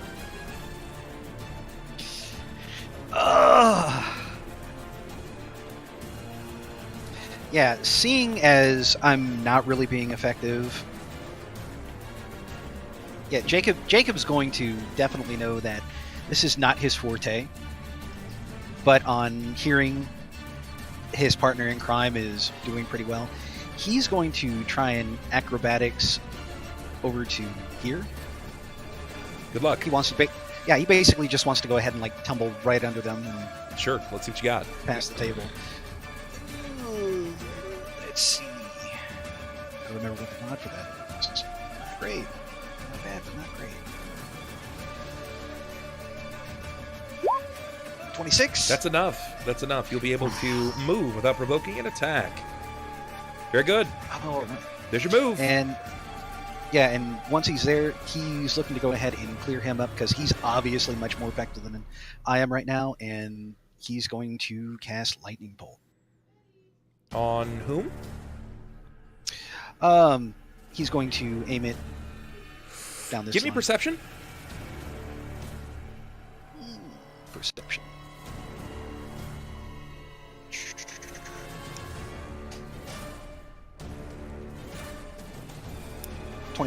Okay. You see that there are villagers behind the bar, and your lightning bolt is a line. It's a line attack. Oh, so they're hiding behind the bar. I was hoping that the line would actually go ahead and fall along the bar. So let's instead go ahead and switch that over to... Let's see what I got prepped. Shoot right over the dwarf's head. Don't worry, he's You small could enough to look at him. technically... Because this is what he's doing right now. Hold on. Sunn's not even in a square, so he effectively has to be here. You could do this. Actually, I was just going to swap over to Scorching Ray. Oh, okay. All right. That works too.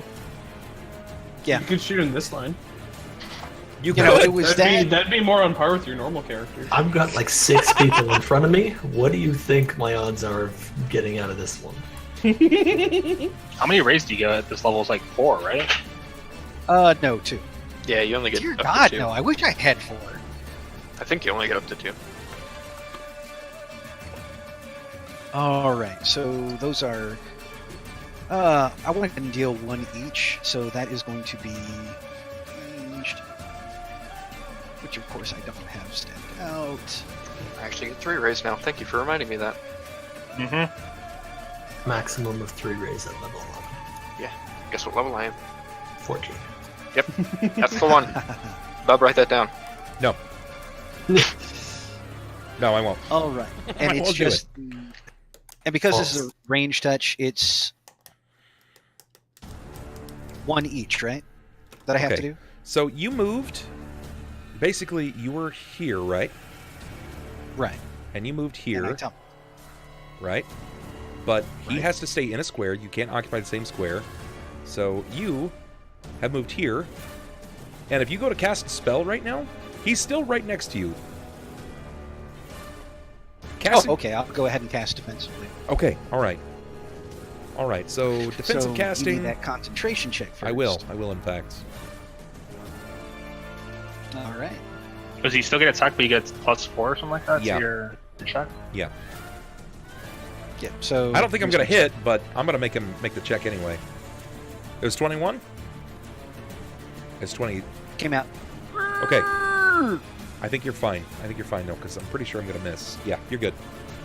You managed to just kind of, like, choke off the blow. Like, it's not something incredibly important, right? Like, this, it's very weak against your character. You're being struck by toddlers. Yeah, I'm Very able to go ahead and demonic-looking toddlers, but leave it off. toddlers. And let's see, so that's 2 ranged, which they have the drop by 5, right? What? Well, this is a ranged touch attack. Yeah, it's a touch attack. I want to see you hit first. Right, which is what I'm saying. I go ahead and roll my ranged modifier, Yeah, which is... it's going to be your dex plus your base attack bonus. Right, and I have to do it twice. Yeah. For Do I each, do for it each at ray. 11? Yeah, no, do I it's do it at plus 11 it's for at each 11. ray? Yep. Okay. All right, so Those 20 and 30. are both going to hit, yeah. All right, and that is 46 each. Quit. So regular toddlers, damn it, Teak. All right, so first one is 9, second one is much better, 18. So ping your target, please. It was going to be 9 and 18. Okay, all right. So the one directly in front of him, that's going to put him at 6. And that's his first damage. Okay. Wish it Sunn. was more helpful. Sunn. Yeah. You're up, buddy. Is there an ability? So you know Bull Rush, right? Yeah, I'm familiar. Instead of Bull Rush, is there a kick? Where like I can firmly plant my boot into his chest and kick him away from me. Like a Bull Rush without following. So you're trying to shove him? Sure. If you're just attempting to basically shove him back, any kind of combat maneuver like that, It's a CMD versus CMD. correct. And Okay. because you don't have improved, like there isn't an improved ability for it, Yeah, I take a you do -4. You do no, it's not that. You do take a potential attack of opportunity. I don't have enough CMD to do what I want. I mean, you don't really know that. You don't know what their CMD is. Yeah, I'm assuming it's higher than what I can give. But you're just looking at it from a numbers game. This is not from what Sunn's perspective would look like. If he would try to shove them back, then that's what you would try to do. Yeah. I'll try to plant my boot firmly on his chest. Sure. Believe in your numbers. I think you're a lot more capable than you might know. I don't. Yeah, I don't. That's a crit man. fail. I'm gonna take my attack of Remember that thing? Even or Not odd? believing. Fucking hell, even. Odd. Bub. This is why I don't like when you tilt the tables. Okay. It's not Well, called this is why tables, you don't it's go called ahead and shove demons around. They bitch slap you. Okay. You're gonna take 8 plus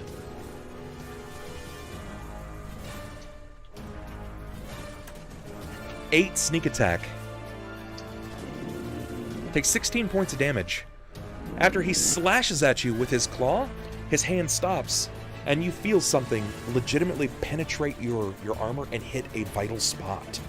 As you're struck, you look down, and there is an appendage, like a bone, that is jutted out from their wrist. Sort of like the Assassin's Creed thing, but this is part... It's a bone. It's Kimimaru. Yeah, very much so. Very much in the same vein of. It's like a weed. Fuck off. He got it! Now time to be denouncing my Well, I mean, anime. if I could remember the name like of Wolverine. Wolverine's son.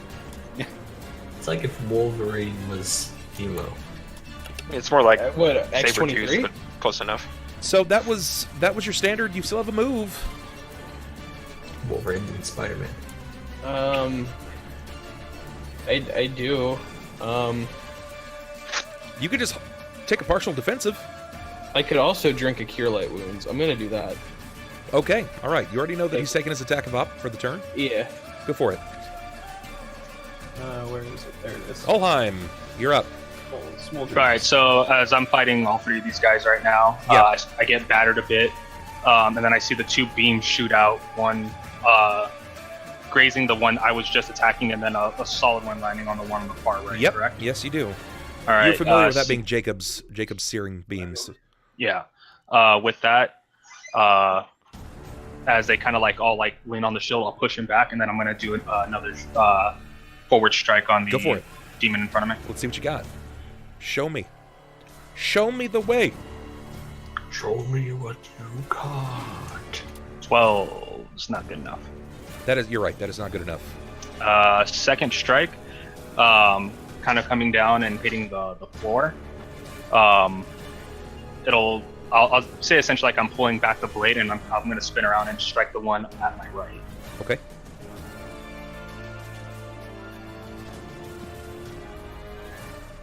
Natural 20. Will confirm. 14 does not. Does not. Give me damage. Weapon damage. Very good. And the Might of Helm coming down on him. Yowza. Oh! God damn. Effective turn. That's very good. Guys, remember, at home, if you want to see them not fail so much, hook them up with that luck reroll. You kind of need to help these dudes. My go. This is where things get real unfriendly.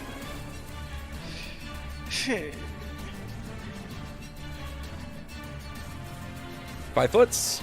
5 foots.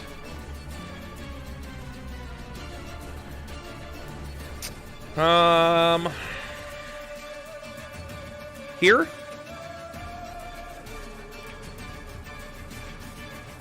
There?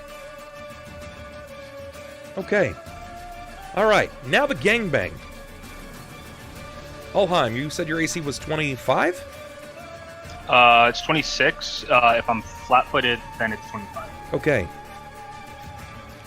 Alright, here we go. As he's taken his strike, this perilous strike on top of Sunn, each of you see in combat that, like, simultaneously, all of their arms come up and these bones pierce at the wrist. Now they're going to start taking strikes. So... No, please. You did say 25. Did I miss that? Correct. Okay. It's going to stop him. The one right in front of you, he is done. The one on your left... He succeeds. He fails. He fails. One on your right. He hits. Fails. Fails. That 30. You know what?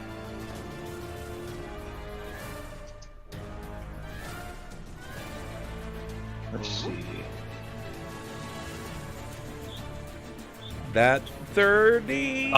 That 30. I'm gonna lift up the shield and I'll block that attack. Okay. All right. So the next one would be at my AC of 22. Okay. So the last one would still miss. Would it? Yeah, because I have 22 AC flat-footed, and that 9 plus 12 is 21. So you're right, but I'm not including their flank bonus. Then what would his flank bonus be? +2. So then the last one would hit then. Yeah. Are you sure you want to take your shield away? You're gonna take a hit this turn, an additional hit this turn regardless. I mean, if it's not stopping anything, I guess at that point, then no. Okay. Yeah. All right. So you're gonna get hit by 2. We're gonna go down here to your ally Jakob. 3. And on his turn. 1, 2, 3. You're gonna hit by 2, actually. And then Sunn. 1. No. Yep. No. Yep. No. Yeah. No. Actually, all 3 of his attacks are gonna hit you. Stop it, bub. Stop it. That's rude. And then the one that's technically quote-unquote in front of your face, I'm gonna make him attack you once. Even or odd in your favor? Even. Odd. Fucking You hit bub. by 4. Holy shit! Bub! Stop it! And then I'm gonna have him split the damage. He's gonna try to attack with his other claw and bite on Sunn. Or not Sunn, excuse me, on Klaus. 1. That will hit. 2. Why couldn't you roll That's like that even 2 right. seconds ago? His AC's 24? No, the 22 is It's an even 22. rod. Okay. Yeah. I'm giving him like a flank bonus from your guy right behind Okay. you. Yeah. So he's gonna hit, and the guy right behind you is gonna give 1 attack to you, and then the other 2 to Deia. So you're gonna get hit by 1 of them, and then 1 on Deia. That'll hit. That'll hit. Okay. All right. So I'm gonna start with at the top to our new friend Ulhime. Yes. I'm gonna drop in both of their attacks. 2d6 plus. Oh, you're talking about the damage that was supposed to be dealt, right? Yeah. It's the damage that's coming through. Okay. Here we go. So this is both of their attacks meeting on the sides at the same time. Take 25. Herk. Directly in front of Jakob. Same situation. Yeah, I get 2. Take 33. Oh! Taking some damages, but I'm doing Sunn. alright. Sunn. Uh-huh. For you, it's quite a bit more. Stop it, bub. This is 4 attacks. Takes 69. I don't like that number. I don't fucking like that, bub. And how many did you take, Klaus? I took 2? 2 or 3. Let me look real quick. I think it was 2. No, he only got attacked twice. Oh no, he did get attacked 3 times, but he missed hit me once. 3 times. Okay. Yeah, because you tried to attack me 4 times, right? But you only hit 3? Yes. That correct? Okay. Yeah. I believe so. Then, Klaus, this is what you take. 42. Oh, good. I'm knocked out. Deia, you didn't get hit but once, correct? Correct. Well, I guess I'm not technically knocked out yet, but will be. Deia takes 16. Okay, so who's unconscious? I will be. Next round. Are you at 0? Yeah, I'm right at 0. Oh, man. That took me down 2-0. Oh, shit. Yowza. I shouldn't be standing, but I am. Yowza. All right, top of the initiative line. Deia, your friends are... It's like a prison shiv scene. Everyone is just getting dropped left and right. Well, I'm going to smite this guy immediately to my side. Okay. And then cut him up.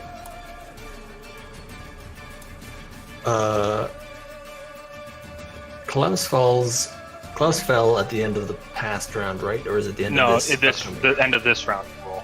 Okay, do I get a flank bonus? Yeah, you'll get a flank bonus. Yes, you will. Oh, yeah, you got that. Okay.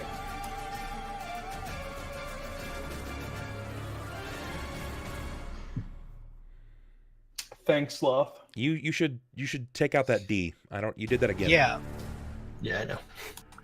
It was a 1 though. 27 and 23. Okay. I don't think it's a 1, dude. Well, I think no, when it you might be 1, it rolls a 1. Yeah, That's why. Yeah, it drops it on purpose. Yeah. To that value. So do that again, but drop the D.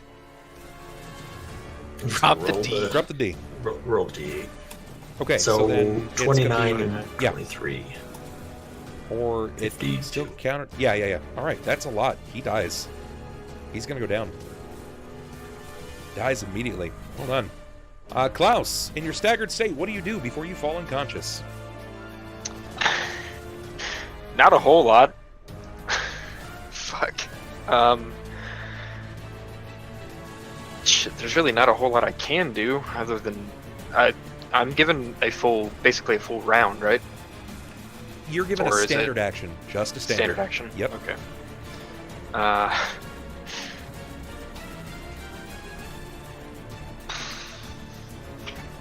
Well, that's a damn good question. I'm gonna throw a protection from evil on myself, just in case.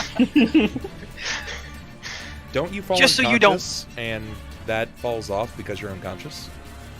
Let's find out. Pretty sure whenever you take a standard action, you fall unconscious. And yeah, as the spellcaster, it's no longer going to be effective on you. Quail, you got to take out the @ symbol, bud. And who are you healing, Quail? Looks like he's going for that big heal. 48 plus 7 on Klaus. Oof. Clutch heal coming in from Quail Man. 27. Does he still fall unconscious? Did you do the damage from your fire?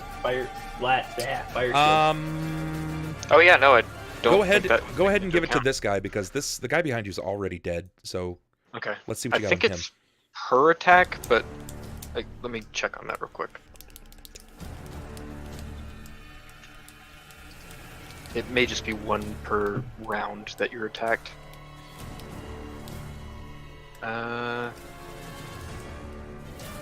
1d6 plus 1 per caster level. Yeah. Maximum 15. And it says, any creature striking you with its body or a handheld weapon does normal damage. At the same time, the attacker takes 1d6 plus 1 per caster. So yeah, I guess it's per attack. Okay, go ahead. Let's see what you got. So 3 in total that succeeded. But it was only 2 from this guy. Okay, just this guy. Yeah. So 2d6 plus 22.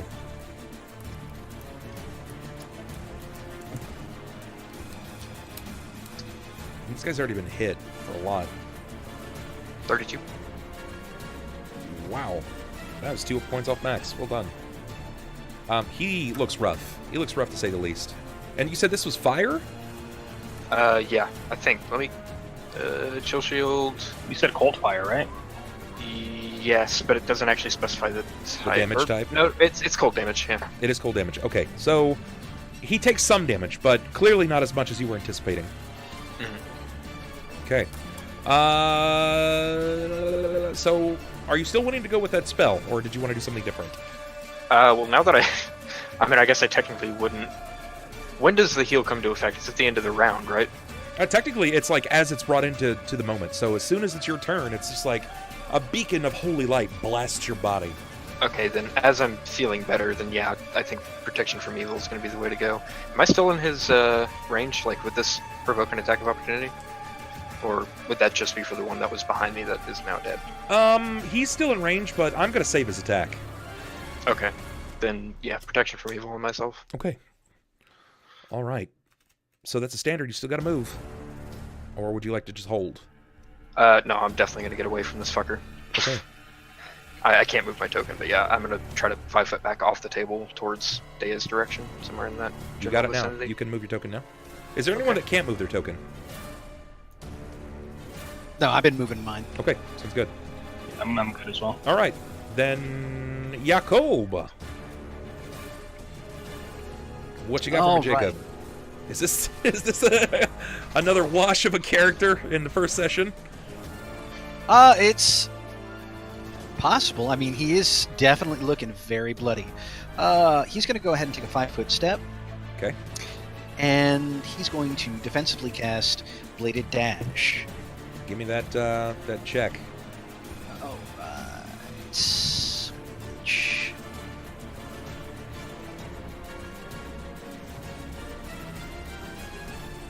$37. You're good. All right, and he's going to Blade Dash here and take the one free attack on the one right behind Sunn. Sure. This is quite literally a clusterfuck of squares. Mm-hmm. Oh, most definitely. Give me that that attack. Right, and I gotta remember that this is in August.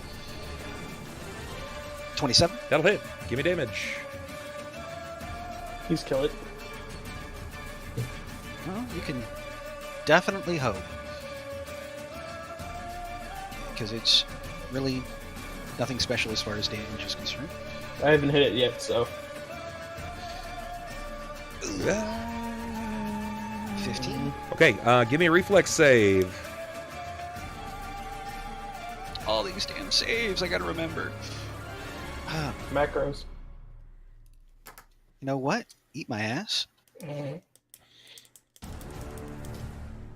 26. Very good. Very good. Sunn! No. And what? I still have my standard attack. You cast Bladed a Dash spell means as a free action? I did spell combat, which allows me to cast my spell, which is my left-hand attack, basically. Remember, it's like 2-weapon fighting. Okay. And I still got my 2 natural attacks. So you can 5-foot, cast a spell, and then still get a full round action? Unless we're counting a 5-foot step as a movement now. No. But getting off of a spell like that? Man, that's why I had a problem last time with the Magus, because this was happening. It defeats turn structure. This is part of the reason they're going to the turn economy in Pathfinder 2nd Edition, because you get more moves, like you get more movements, more actions. Just it doesn't really make much sense. If you'd rather not, that's fine. It's your game. I mean, the thing is, like, you moved as a free action, you dashed, which should have been a move action, and you attacked, which should have been a standard action. And now you're telling me that you have your entire standard action. You get both attacks. Or wait, no. That doesn't make sense. Yeah.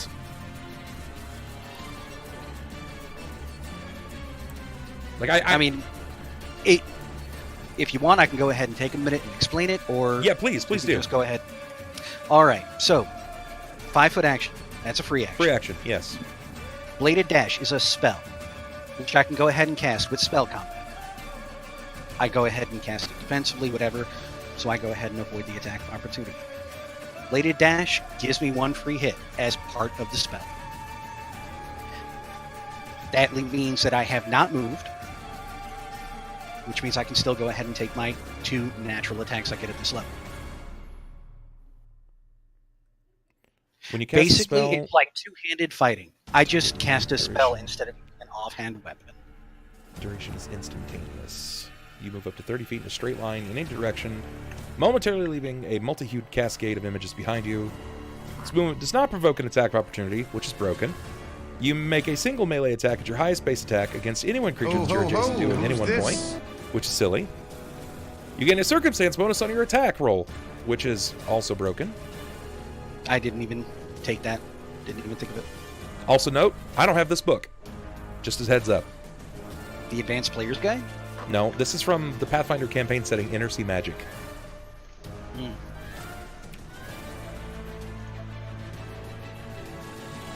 That's nuts. And what's the feat that you took? Which feat? The one that allows you to what? That's standard spell combat. It's part of the Magus skills. At first level, Magus learns to cast spells and wield his weapons at the same time. Functions much like two-weapon fighting, but the offhand weapon is a spell that is being cast. Yo, this spell is dumb. This is a dumb spell. It's an instantaneous spell. Instantaneous action. Oh my god. You just video gamed the shit out of this game. Alright, go ahead. Make your attack.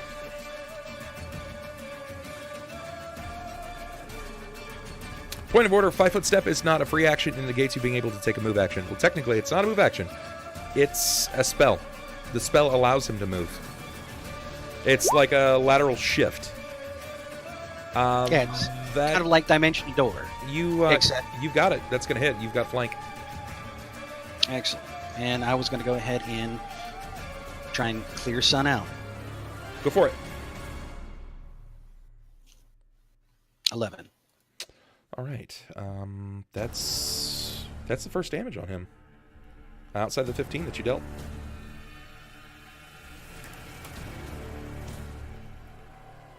All right, Ulhime, you're up. No, I am. Alrighty. Oh no, it's Sunn. Forgive me. No. Okay. Yeah. Sunn, what you got? Thank you. Oh boy. Step one. I'm going to use spontaneous healing to heal 5 points. It's a free action. So it acts as fast healing 5 for the round. So I can hopefully not be as dead as I am.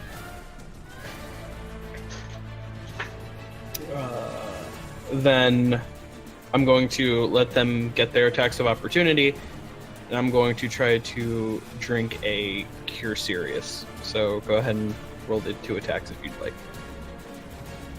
Sure. Or not attack. That's cool too. I Sure. like that I'm option gonna give it a whirl first. I'm gonna try. Like you can't. Can't be mad at me for trying. No, but I can. They're gonna miss. All right. So there's that. And then, how high are the ceilings? I gotta disagree with you. It's way different than Spring Attack. It's way different than Spring Attack because you have to take a series of feats that you only get per level in order to get that. You just cast a spell. That's way different. Way different. You can argue with tooth and nail, but that's way different. Go for it. You got 16 health? Yeah, and then my next question was, how high are the ceilings in the tavern? Not very. Like, you're looking at a vault of like 15 feet at the highest point. Well, yeah, no. I guess I'm just gonna go for an attack on the one in between me and Sniper then. Slap him with my mace. Go for it. Let's see what you got. And add 2 to that for the flank. Or, yeah, 2, right? Not 4. No, that's gonna hit. You rolled greater than their AC already. Oh, okay. So that means that... Oh boy, I hope you guys are ready for some real big damage here. Roll D25 plus 600. Push 5 damage. Hell yeah. Yikes! I Big fucking damage did it, coming guys. You got it. Don't worry, guys. I'll carry us. I got this. Ulhime. Alrighty. Same one again. Being kind of pushed back against the table. Yep. I'm gonna push back against them again, and then try to do just a straight thrust to try to bring down this one in front of me. Okay.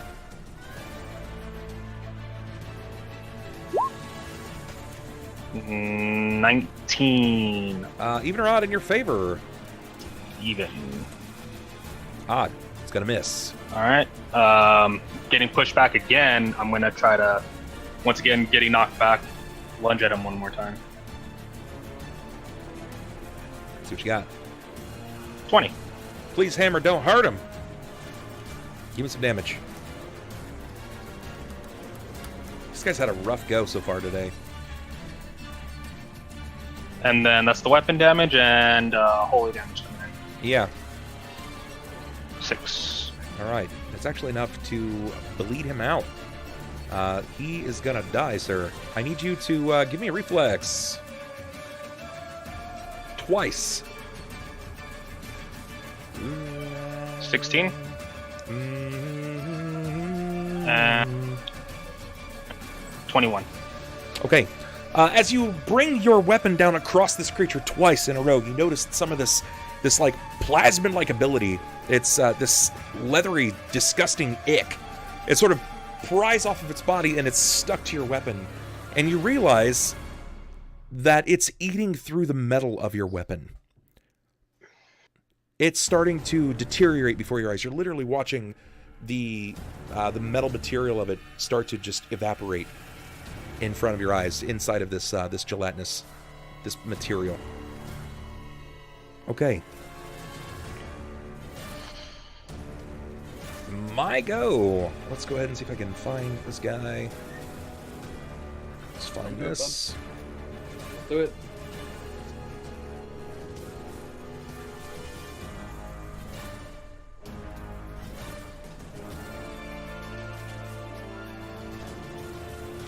A figure comes walking into the door. Clenched in his hand is a blackened scroll. As he becomes walking, and it sounds as if he's reading something off of it, it looks to you, Klaus, like he is reading a scroll of magic. Some arcane power is starting to illuminate in front of him. All right, let's see. Here we go. Brady Bunch is going to charge over, and it's just going to swing. The gangbangeth is going to happen. Here we go.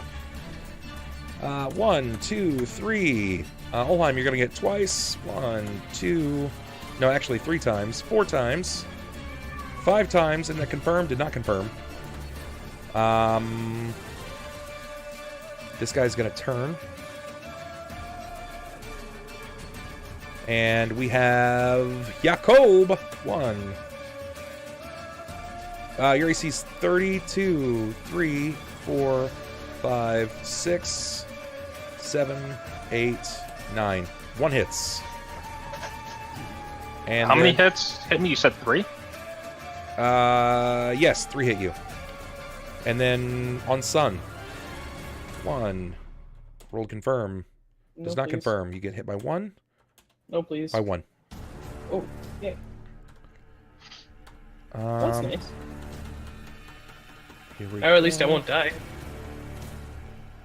R1d6 plus 5 plus 2d6. Good. If you cannot bring up roast monsters, that'd be better. Take 16 red. No. That was how much I healed for. I'm sorry. Stop it. 1 over here on Jakob takes 15. And on Ulhime, you're going to take significantly more, my friend.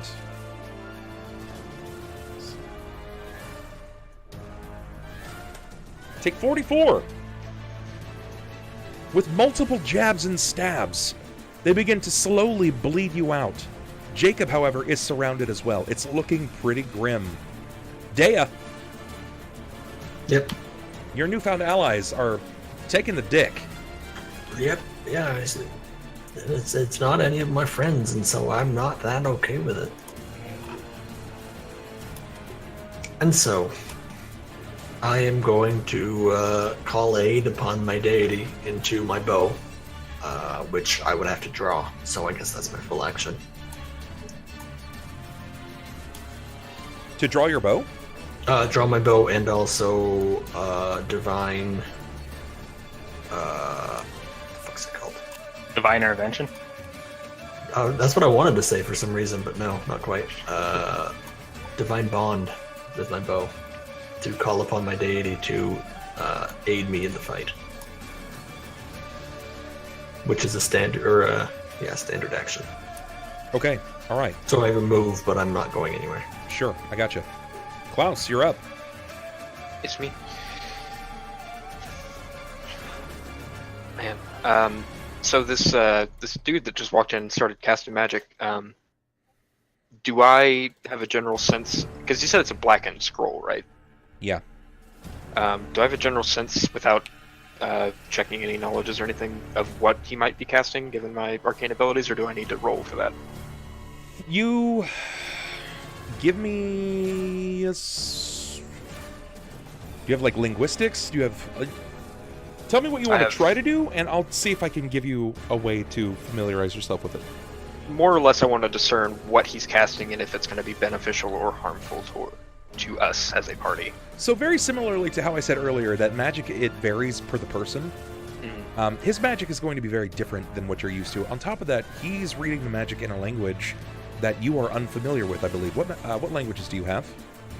Common, Elven, Dwarven, and Goblin. Okay, it is definitely a language that you are unfamiliar with. It sounds rough. It's a very like crushed sound in his mouth. Okay. It's not something that you're familiar with. It's definitely not of this plane for sure. So it's like crude magic kind of thing. Sort of. It definitely doesn't sound like it's common tongue, not a dragon magic. That being said, he's not stopping, and you can see this magic is beginning to swell around him. Give me a spellcraft, and you might be able to determine what property it is. I can do that.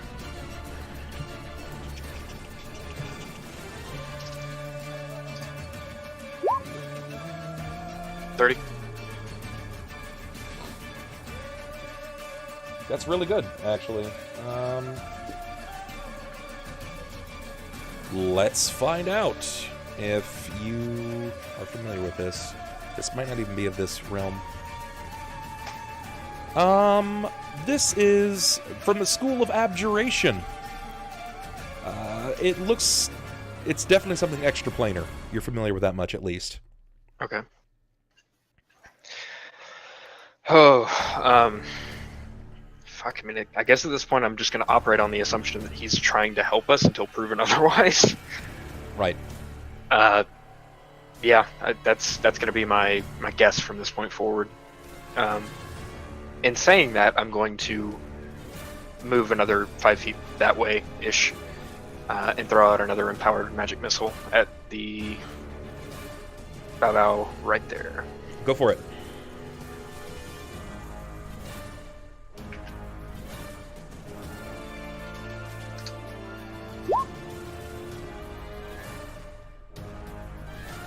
And 27. What are we looking at? 27. Okay. All right. Jacob. All right. Jesus. I'm just... There's really no winning on this one. I mean, it's lucky that, like, your guys' AC is so damn high. Because even if your ACs were, like, 4 less, I think this would be over. If it weren't for the fact that my AC was buffed already, I'd be... Yeah. I mean, you gotta remember, Jacob's already very bloody. Remember when I drank that shield potion to start off with? That was because I was hesitant to use my bark skin, because I was like, I want to save this because I don't think I'll need it. Maybe I'll get by with just the +4. And then I saw you some of the other two. I'm like, all right, this is not gonna. Other 3. Yeah, the other 3. I was like, this is not fine. And then I immediately chugged that bark skin down. And that's the only reason why I'm not dead right now. Because if I had anything less than 30 AC, that one round where I took 69, I would have taken another attack, and that would have killed me. I had 10 HP. I would have been stunned. Can the summon Babaus just summon in more? Can they just Can they just repeatedly summon? It's like mitosis. They just keep splitting. What round are we on? This is round 4. Okay. Ending this round will start as round 5. All right. Got 2 more rounds, guys.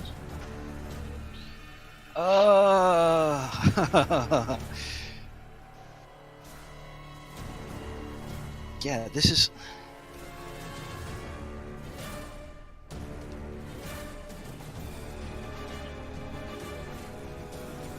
All right, I think... Damn it. I hate doing it, but yeah, I think his only option is, seeing as he's surrounded, Self-destruct. and everyone is pretty much surrounded, he's going to Goodbye, Tian. try an acrobatic slide across the table. Okay, let's see what you got. This is going to be a bit more challenging because now you're attempting to befuddle the CMBs of multiple characters. Yeah, I'm hoping I roll well. Nat 20, please. That's not a nat 20. You had to fucking You say ever- something. Damn, if we had 3 subs, that would grant you the reroll, but Yeah, I was about I to don't say, have do we got the reroll? You have No. inspiration. But you do have inspiration. It's true. Yeah, I am going to go ahead and use that D6. Let's see what you got. Ooh. 21. Okay, that's a little better. Is it enough?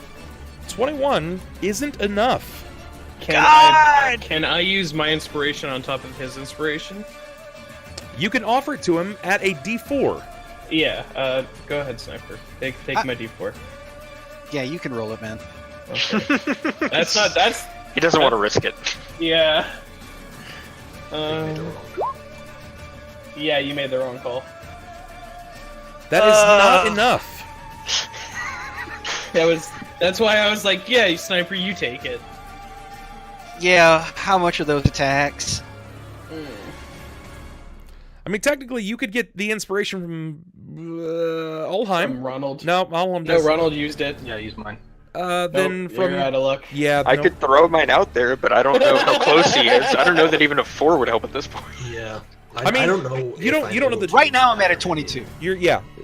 I will say this: if he rolls a 4, he succeeds. Okay. If he rolls a That being 4, said, I'm not helping. Good luck. I'm not going to tell you exactly what the DC he needs to break is, but it's pretty close to 25. That being said, good luck. okay, all right, that's unfortunate, But I'm not. but I'm not. So, well, you guys heard it. No love for the players tonight. It's happening. All right. All right. So, how much? We're about to let's find out, see. It was nice to know you, Enro. I mean, Jacob. All right. So that's going to be 1, 2, 3, 4 attacks of opportunity. Yep. Or wait, is this one directing his attention onto Ulhime? Technically, you're in combat with all of them. He can still take an outward swipe. Shit. So, I'm begging for everything I can here. During acrobatics, you throw your dexterity away. So what is your AC? Sand your dex. Flatfoot? Yep. 22. Oh! Oh God! This is really bad for you. All right, cross your fingers. Here we go. That's gonna miss. Or wait. Sans my dex. Never mind. I was incorrect on that. It's -4, not 8. So it would have been 26. So it is Yeah, 26. 26. Okay. 26. 2 miss. We have Oh, one. One clips me. One clips you Slaps you on the side of the face. for 14. Yeah, you're gonna notice that Jacob is Bleeding. growling, cussing, cursing, trying to get over here by Deia, and I'm gonna shoot him. he's just going to yell out, "Ulhime, I'm sorry!" and cast Black Tentacles. What? I don't like this. I don't like the name of that. All I know is the name, and I really don't like I was this. kidding, but I don't know if I'm kidding anymore. Okay, first and foremost, you need to succeed on getting this spell off. Concentration. Give me that con. Give me that con check. All right. I don't like that you're saying sorry to Ulhime, and I'm also 10 plus spell level plus damage taken, so it's going to be 24. What's your spell level? The spell level is 4th level. So succeed on the spellcraft of 28 to get an even or odd. 29 to succeed.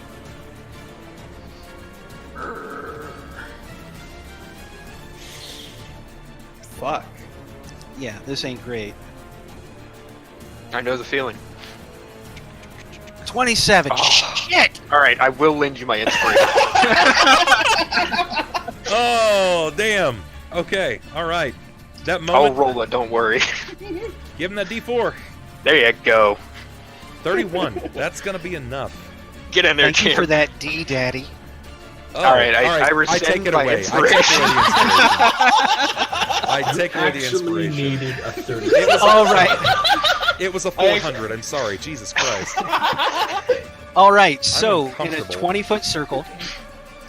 Okay. In a I'm 20-foot circle. getting another drink. For the next 10 levels, those guys are going to be in a field of black tentacles that come crawling between the floorboards and wrapping around the demon's legs. Oh no. They're immediately made to grapple. So it's Tanglefoot on roids. Oh yeah. It goes to it goes to grapple them with a d20 plus 15, and it deals 1d6 plus 4 damage per round. So it's AoE bind from Pokemon. Whoa. Let's be real. Hold on for a moment. I'm reading the spell. Before you start dictating the story, I'm gonna do some checking myself. It's fine. It's Well, cool. while you do some checking, can I run to the bathroom? Go for it. Yeah, I'm gonna grab another beer like This spell says every creature within the area of the spell is the target of a CMB check, a combat maneuver, made to grapple each round at the beginning of their turn, including the round that it is cast. Creatures that enter this area of effect are also automatically attacked. The tentacles do not provoke attacks of opportunity. When determining the CMB, the tentacles use your caster level as their base attack bonus, so Which is 10. And receive a +4 bonus due to their strength, so 14, and +1 for size bonus, 15. 50. Roll only once for this entire spell effect each round and apply the result to all creatures in the area of effect. So, what I'm seeing is here, there's 5, 10, 15, 20. That's not on me. That's not on you? No, the range is 100 feet plus 100 10 feet per level. Yeah, so 200 feet away. Right. If I but want. Where are And you it's a casting it? 20-foot radius spread. Where are you casting it? That was going to be my next one, so I wanted to cast it We're on top of it. right there. I wanted to go ahead and cast it basically as far 5, away. 10, 15. That's gonna hit you, you dumb shit! Well, That's gonna these hit blocks, everyone! Fuck! Oh no! 5, 10, 15. Oh no! I'd go ahead and argue that. Those grid squares 5 feet apiece. Yes. So that's 5, 10, 15, 20. You said, yeah, it's 20 feet. Yeah, 20. You know, 5, it's 10, it's not going to... I'm right on the edge of it.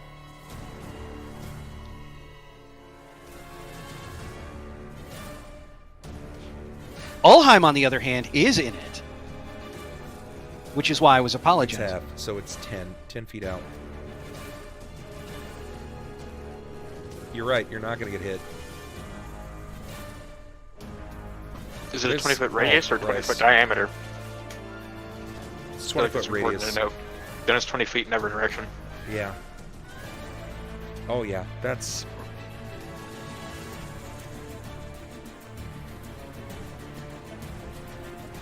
Alright.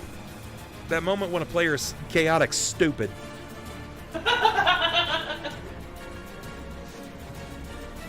Okay. Can you just set it like down 2 squares, and then wouldn't it cover everything? I Like mean- he just got thumped. Basically pointed after getting whacked mid-air as he tried to leap away. The accuracy here is off. Like that would be, at that point it becomes Risk. Like we're fucking playing Risk here, all right, or XCOM, and that's not the case. There's no pause in combat like that. So we it's not like I can stop and go, oh wait, no, I want to shift it over there. Yeah. No, over there. I went ahead and called that one, and I thought it would go all the way to the bar and not like hit the townsfolk, but I'm guessing it is, and I knew it was going to hit you. All right, Sniper, give me a 30% range that you do want. That I do want. Crap.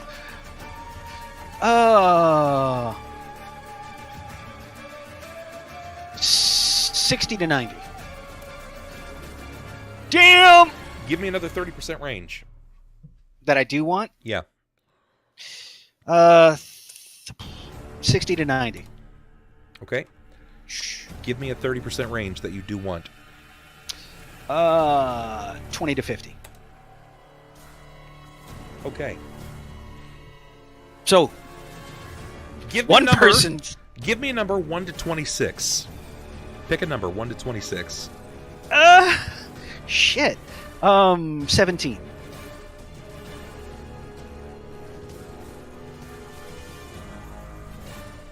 Just like any random number. 17.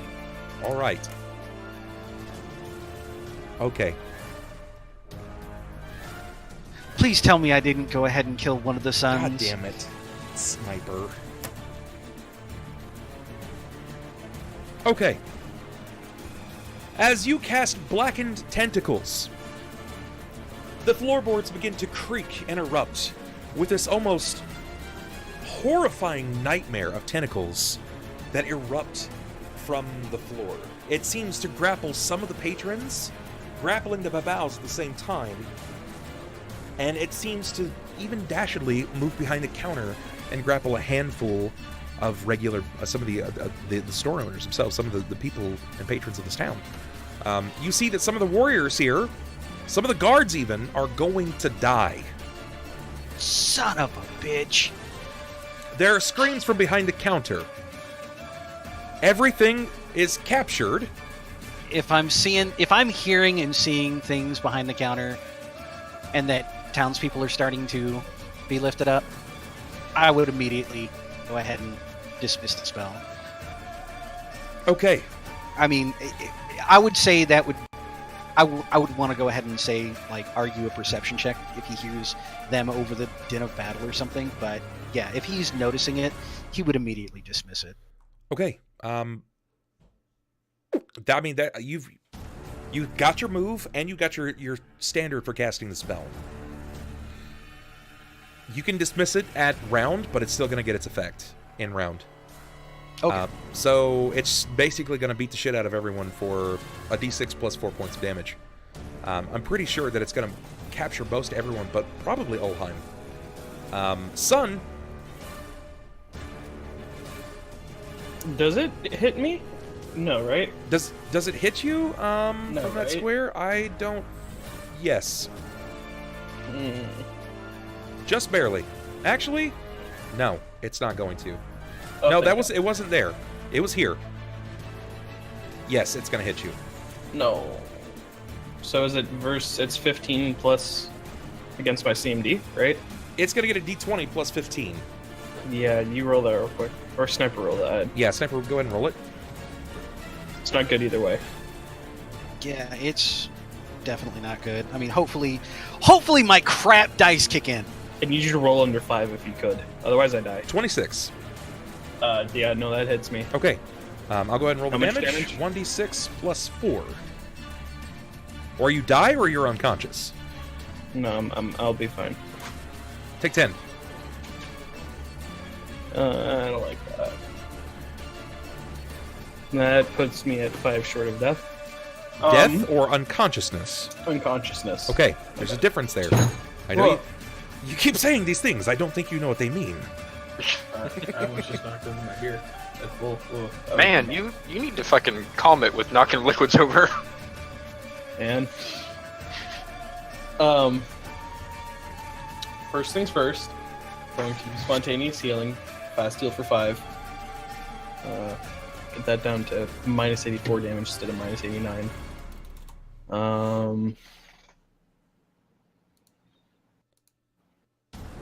I'm gonna tempt the fates again I'm gonna try to chug a Cure Serious in front of my friendo right here. The difference between tempting the faints and asking for death, but sure, go ahead. Give him the attack, bub. Don't 20, please. I'm not gonna give the attack. He's grappled in this case. He's worried about these blackened tentacles. Oh, bootyful. Not beautiful. Not beautiful. Bootyfuls. Here. Chug my big pot. That was significantly less big than I wanted it to be. I've been rolling like min on almost all of my healing today. You got real shit luck, I'll give you that. It is payback for all the nat 20s I stole from my friend's dice. Okay. I get my standard action. Yes, to attack. I mean, you're kind of grappled. Oh, right, yeah, never mind. You're a lot kind of grappled. You can technically attack, but you'd probably be more worried about the fact that a fucking black kraken is wrapping you up from the floor. Yeah. Can I have a roll to break it? Yeah, or, you can. Yeah, you can, definitely. Strength check? Question mark? CMB versus CMD, fool. Yeah, okay.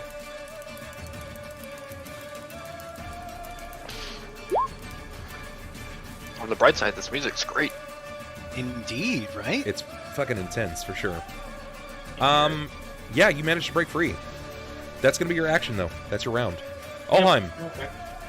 Yes. In Telltale feature, you see a series of blackened tentacles rise from the ground after you hear, "I'm sorry," from your friend. He cries out. Mm-hmm. You know exactly what's happening. Yeah. I mean, given the situation, I at this point, I just kind of have to bear with it. So whatever hit I'm going to be taking, I'll take in the next round, I guess, when it happens. But these demons got to go first. Sniper, who you healing? He's healing someone. Hitting us with a Cure Light.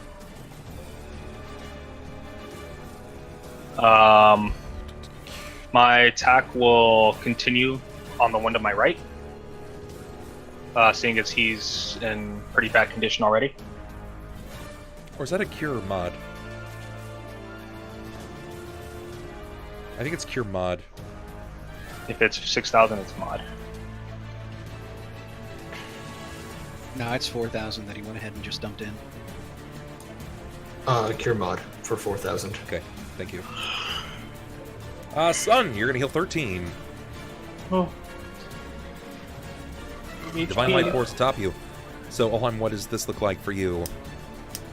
So yeah, like I was saying, I was going to strike at the one to my right since he already looks pretty worse for wear. Remember, you are grappled. If you take an attack, I'm going to hinder you because you're basically being held. It's going to limit some of your strength. I mean, that's fine. Okay. Yeah. All right, so give me half strength on your attack. Oh, wow. So 26 beat your CMB or CMD? My defense, my combat maneuver defense is 22. If it's a trip attempt that's happening, then it's I get much higher. 20. It goes to 26 if it's a trip. Yeah. So yeah, my strength is +3, so it drops by 1. Yeah. Go ahead and make your attack. 20. You swing out, you clip it in the jaw. Go for it.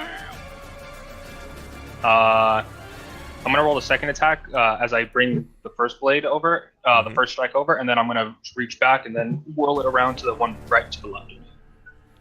Okay. So +6, and then my strength reduced, so it's going to be +5. Let's see what you got. That's a crit. I need to roll to confirm that.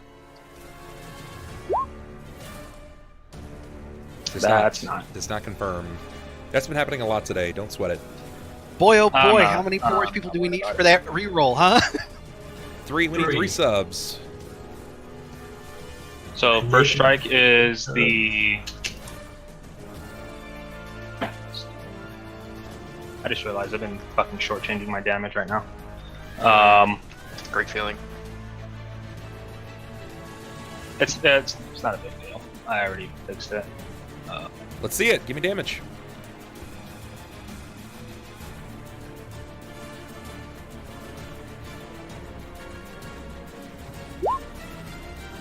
14 for the blade, and then the holy.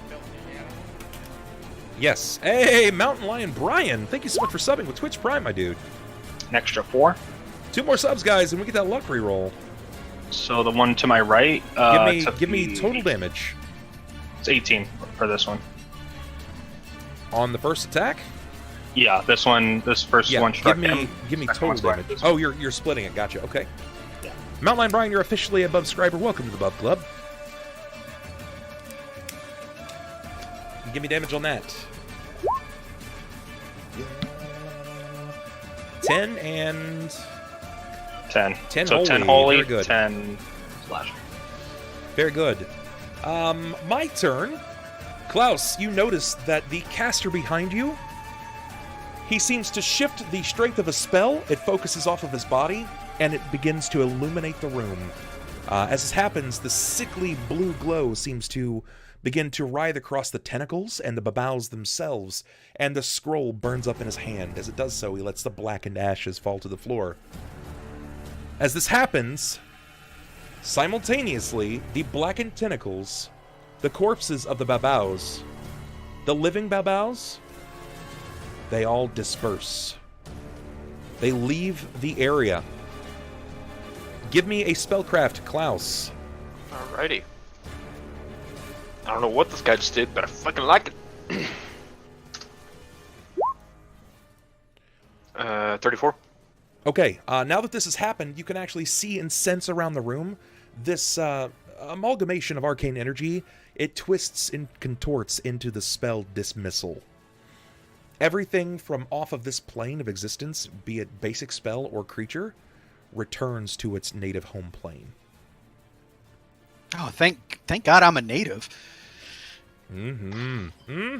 So combat comes to a screeching halt. A screeching halt. Screeching. As that happens, seeing the babaus disappear, I will use 3 castings of my your channel. My channel. Sure, go for it. Let's see what you got. Gets out there, like and subscribe. I'm gonna do it all at once, so it's gonna be 15d6. Go for it. Hit that motherfucking subscribe button. 62. Holy shit! Everyone heals up 62. So God bless. As Literally. As the battle, like I said, ends, Ulhime is gonna literally walk to this the stage over here, and slowly once again raise his hand up, and you're gonna see the blue gem glow in his gauntlet, and then you're just gonna see waves of positive energy shooting out, and everyone's gonna get healed for that much. Okay. As he moves over to the stage, and it's 3 casts of channel. He's basically calling to his shield guardian, his deity of choice. This positive energy just oblates the room, right? Like, you can see that it's so intense that it even shakes the chairs. The tables tremble under its massive oppressive power. You can tell that he is very devout. Very, very devout. Some of the men are crying off in the corner. This horrific scene that they've seen, there are many dead patrons inside of the Tip Tankard. Ulhime, you see this, and you know that this is very, very bad. Jakob wasn't particularly well liked to begin with, and those that sense this, they're going to blame this simultaneously on the flurry, or what remains of the flurry, and you and Jakob. Kind of looking into that, I'll slowly put my sword away.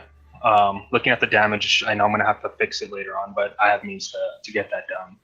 Yeah, the floor has been the floorboards have been torn asunder as they've been split several times over. Tables have been knocked over. This place is in total disarray. Mm-hmm. I'll walk over to Jakob and I'll just put my hand on his shoulder. Can I get perceptions, please, from Klaus?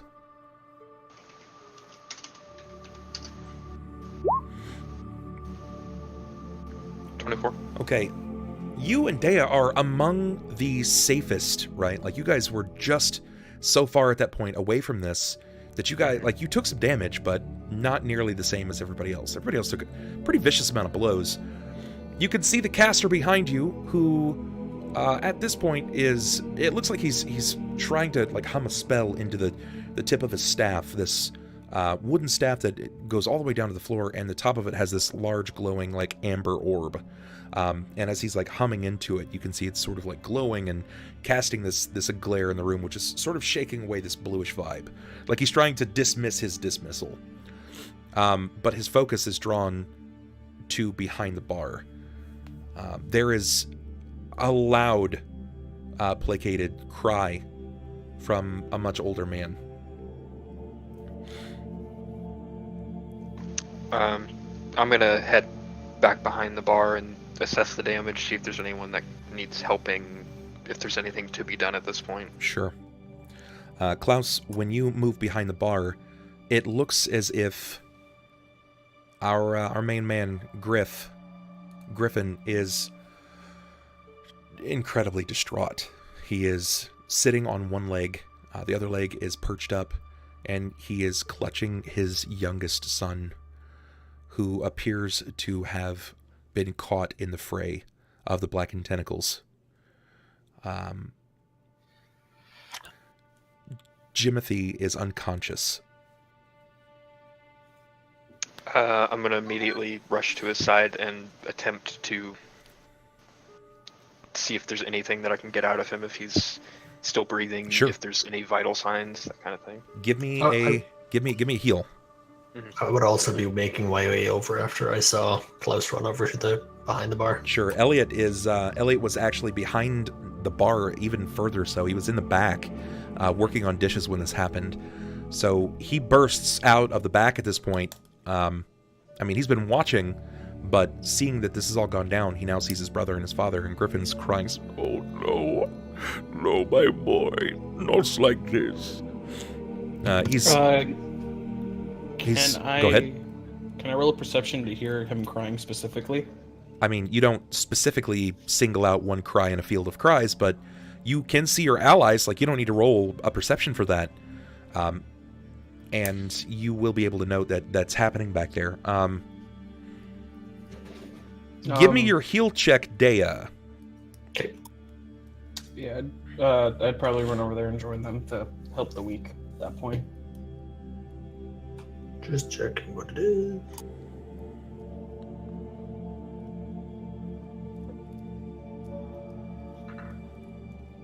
Well, I know how he is. You do. Till he has a broken tibia.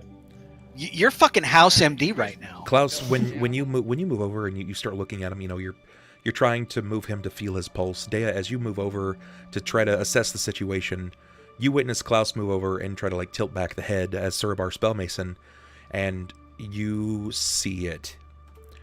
When he does this, Griffin is jostling the body of his limp child, and you see the hand fall from his waist and hit the stone, and the fingers come unfurled. Jimothy is deceased.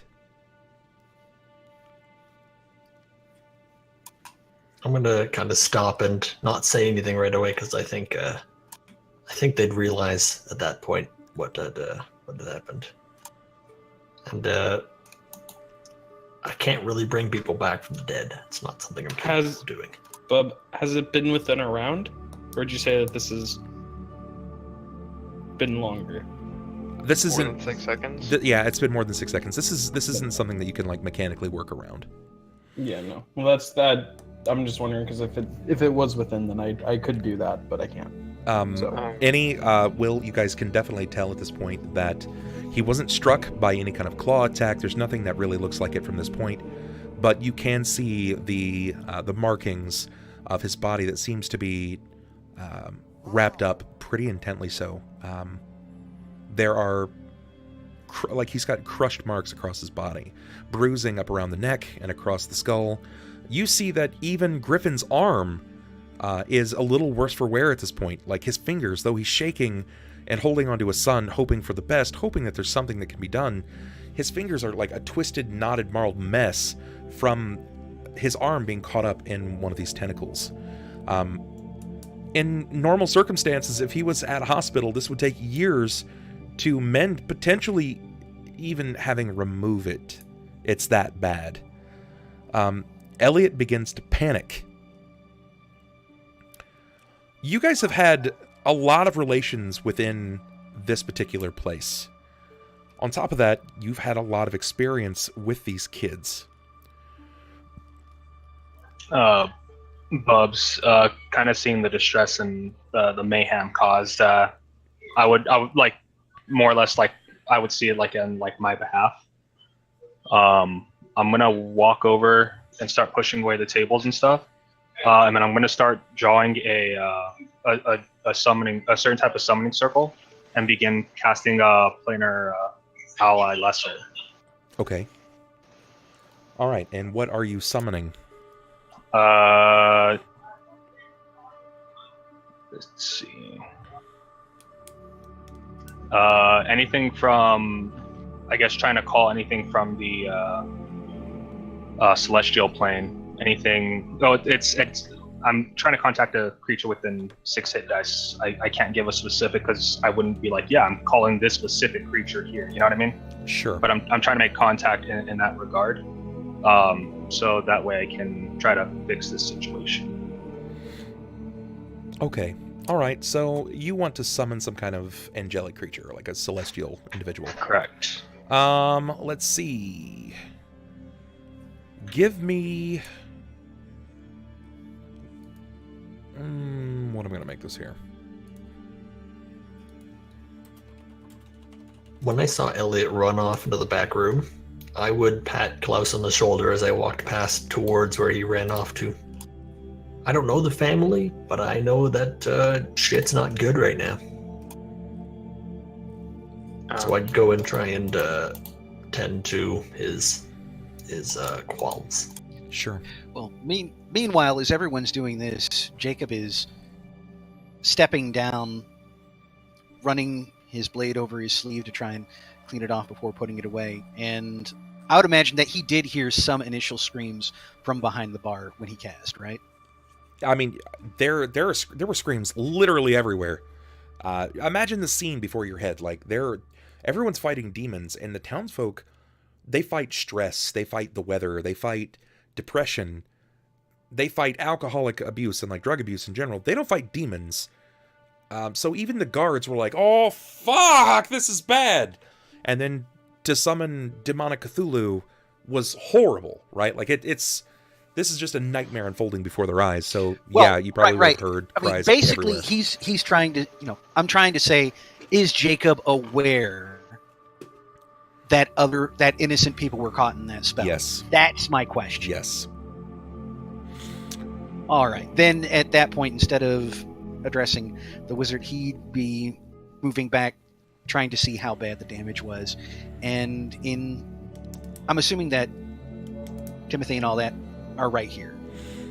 Nearest that point, yes. As this is happening, Xander, Ulhime, you end up summoning what looks to be a very small creature in your summoning circle. It divines a celestial being. It is a celestial mouse.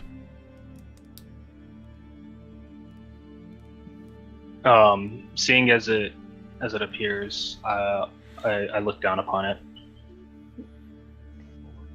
The destruction that was caused here today was due to my lack of skills as a guardian, and I wish to right these wrongs. If I myself can fix the material components that have been damaged here, but the loss of life, this innocence was due to my negligence, and my negligence alone. I offer you my blade as payment to give me the ability to restore these lives that have been lost here. And he undoes his scabbard, and he puts the blade before the celestial mouse. Please, and if any more payment need be required, then you only have to ask. But please let me save these people. Okay. This small creature moves up to the end of the bar where you had drawn your symbol, the symbol that you've created, the summoning spell. And as you do so, he kind of stands up on his little back legs, and his paws come up like he's waiting for you to sort of reach down. I'll put like my finger to him and kind of like reach over to him. Sure. When you do so, he will scurry up your hand, moving up your armor, and he basically moves up to like how like a cat would move up to a shoulder, like picture a parrot of sorts. But as he moves up to you, you feel like the twiddling of the fibers of its whiskers across your ear, and you get this warming sensation that sort of triggers a feeling, an aura. And before you can move up to say anything or do anything more, it sort of wafts away, like this golden dust sort of pours over the side of your face. And you get the sense of exactly what you need in order to resurrect this character. Awesome. Seeing, kind of taking that nod of agreement, not the verbal understanding, but the empathic understanding would be more the word. I'll start rushing over to these people, and it's going to look weird because I guess at this point I'm using... I have to, I guess, what I have to do is going to be weird. I have to sit here and pray for a new set of spells, which takes an hour to do. So this is going to be like one of those all-night kind of jobs. But it's like every time I'm doing this, I guess that gold dust that's creates like a diamond. And I start casting these rituals to start saving all these people. The first one I'm going to start with, though, is going to be this gold dust that sort of like that falls over you. It's just like a lingering memory, right? This isn't actually going to give you the components per se, but you're going to be given all of the necessary information to what you have to do, and you need to seek someone of incredible value. You know exactly what components you need. You know exactly which spell. You've been given the verbal and somatic knowledge of resurrection. Yes. Do you have access to 7th level spells? I have Raised Dead as my 5th level. Okay. Well, you have been granted 1 spell slot of a 7th level resurrection. Okay, sweet. You're right, or you're wrong that you're trying to write, will be to save 1 life. There are 3 dead guards, 5 dead villagers, and the dead boy. Remember, everything happens for a reason in this world. Yeah. And if you're taking this upon yourself to right 1 wrong, then they'll grant you this. But it comes at no small favor. And I understand that. I'll go over to Griffin because I mean at this point I've been in the town long enough to have established some relationship with him. So I don't know his son, but I know his son in a sense. You know what I mean? Sure. I know of him. I don't know him. But that being said, I'll start making my way through the crowd and like seeing that he's crying and stuff like that and how frantic he is. I'll put my hand on his shoulder and look at him. Move your token, please, so I can actually see that you're doing that. Yeah. They're over here, correct? Yes. When you move over, you can see that there is some kind of relationship already that is spanned far longer than you're aware of. Klaus seems to be incredibly close with Griffin. His like mottled hand is just, it's gnarly to look at. Like you can see that there's so much pain in his body, but it can't even trump the amount of pain in his heart of seeing his youngest son crushed before him. And there is no secret to this. It's not like, oh, it was just a victim of circumstance. It's very clear what caused this death. Yeah. When you look back over the bar, you see Jakob in his most unprepared state. He looks very vulnerable. So as much as Griffin needs you, you can tell that Jakob needs you even more. Yeah. Rounding my way over to the bar, though, I'll look at Jakob. My friend, right now, I need you to do me a favor. I need you to wait upstairs. Please. I'll come for you in a bit, okay? Yeah. All this time, Jacob's on catching sight of Griffin and his son. He's just standing there, just gobsmacked, completely and utterly shocked. at the enormity of just what he has done, because even at a glance, he can see this is his fault. Oh God, I just killed an innocent child. I am exactly what people call me. And he's like mentally just rewinding that over and over and over in his head. So when Ulhime finally, gets his attention, he's going to blink and kind of looked over, shocked, back to Griffin, and just mutely nod, just going on autopilot as he's reflexively pulling his hood up over his head. I'll seeing Jacob walk away, I'll take a knee next to Griffin and his son. My friend, I need you to help me with something, okay? I understand your pain. Allow me to do the favor of taking that pain from you. When that happens, I'll kind of like position Griffin's hand over his son's chest, and then I'll place my my gauntlet with a symbol of helm over his hand. You will give him his life, and I will take his death away. But you must believe. You cannot waver even for a moment. Do you understand? He's just too shaken at this point to really sort of understand what it is that you're saying. He's just almost nodding just out of respect, out of necessity. You can't really tell what's going on. He's just absolutely destroyed, he's gone. Kind of catching onto his cues, I'll have my hand hover just above his, and then as I start casting the spell, the way it looks is you see an aura of black, like a black cloud almost, being pulled from his son, and then at the same time it's like an aura of warmth, of light is protruding from Griffin himself. So as it's like he's helping him grant his life, and I'm literally absorbing that blackened cloud into myself. So it's like as I'm taking that death away from him, you see like the veins on my neck starting to go black, and then even one point where my eyes completely enveloped in that blackness, and you see Ulhime just starting to shake in pain, and he's just like, and then as the spell subsides, the blackened veins slowly seep further and further in, and then the eyes begin to clear. To a degree. And, yeah. As the eyes begin to clear, the opaqueness never truly returns to the way that it was once before.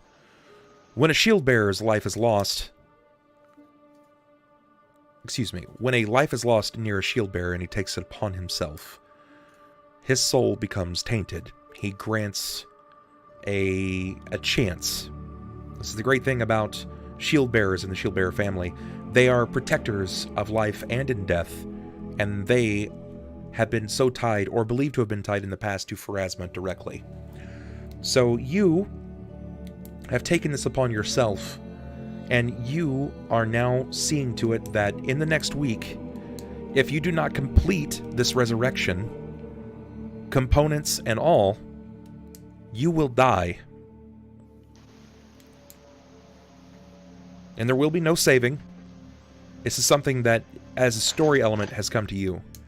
Mm-hmm. Now you know how important it is for you to not die.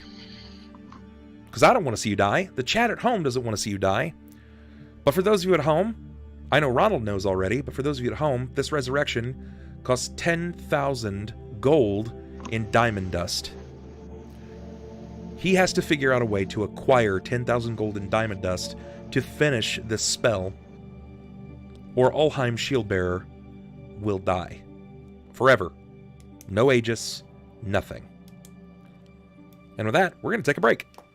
We'll be back in just a minute. Going to run to the bathroom, do the thing, and when I return, hopefully these guys are still here, and we can continue with the rest of our session. So be right back, guys. Hang tough.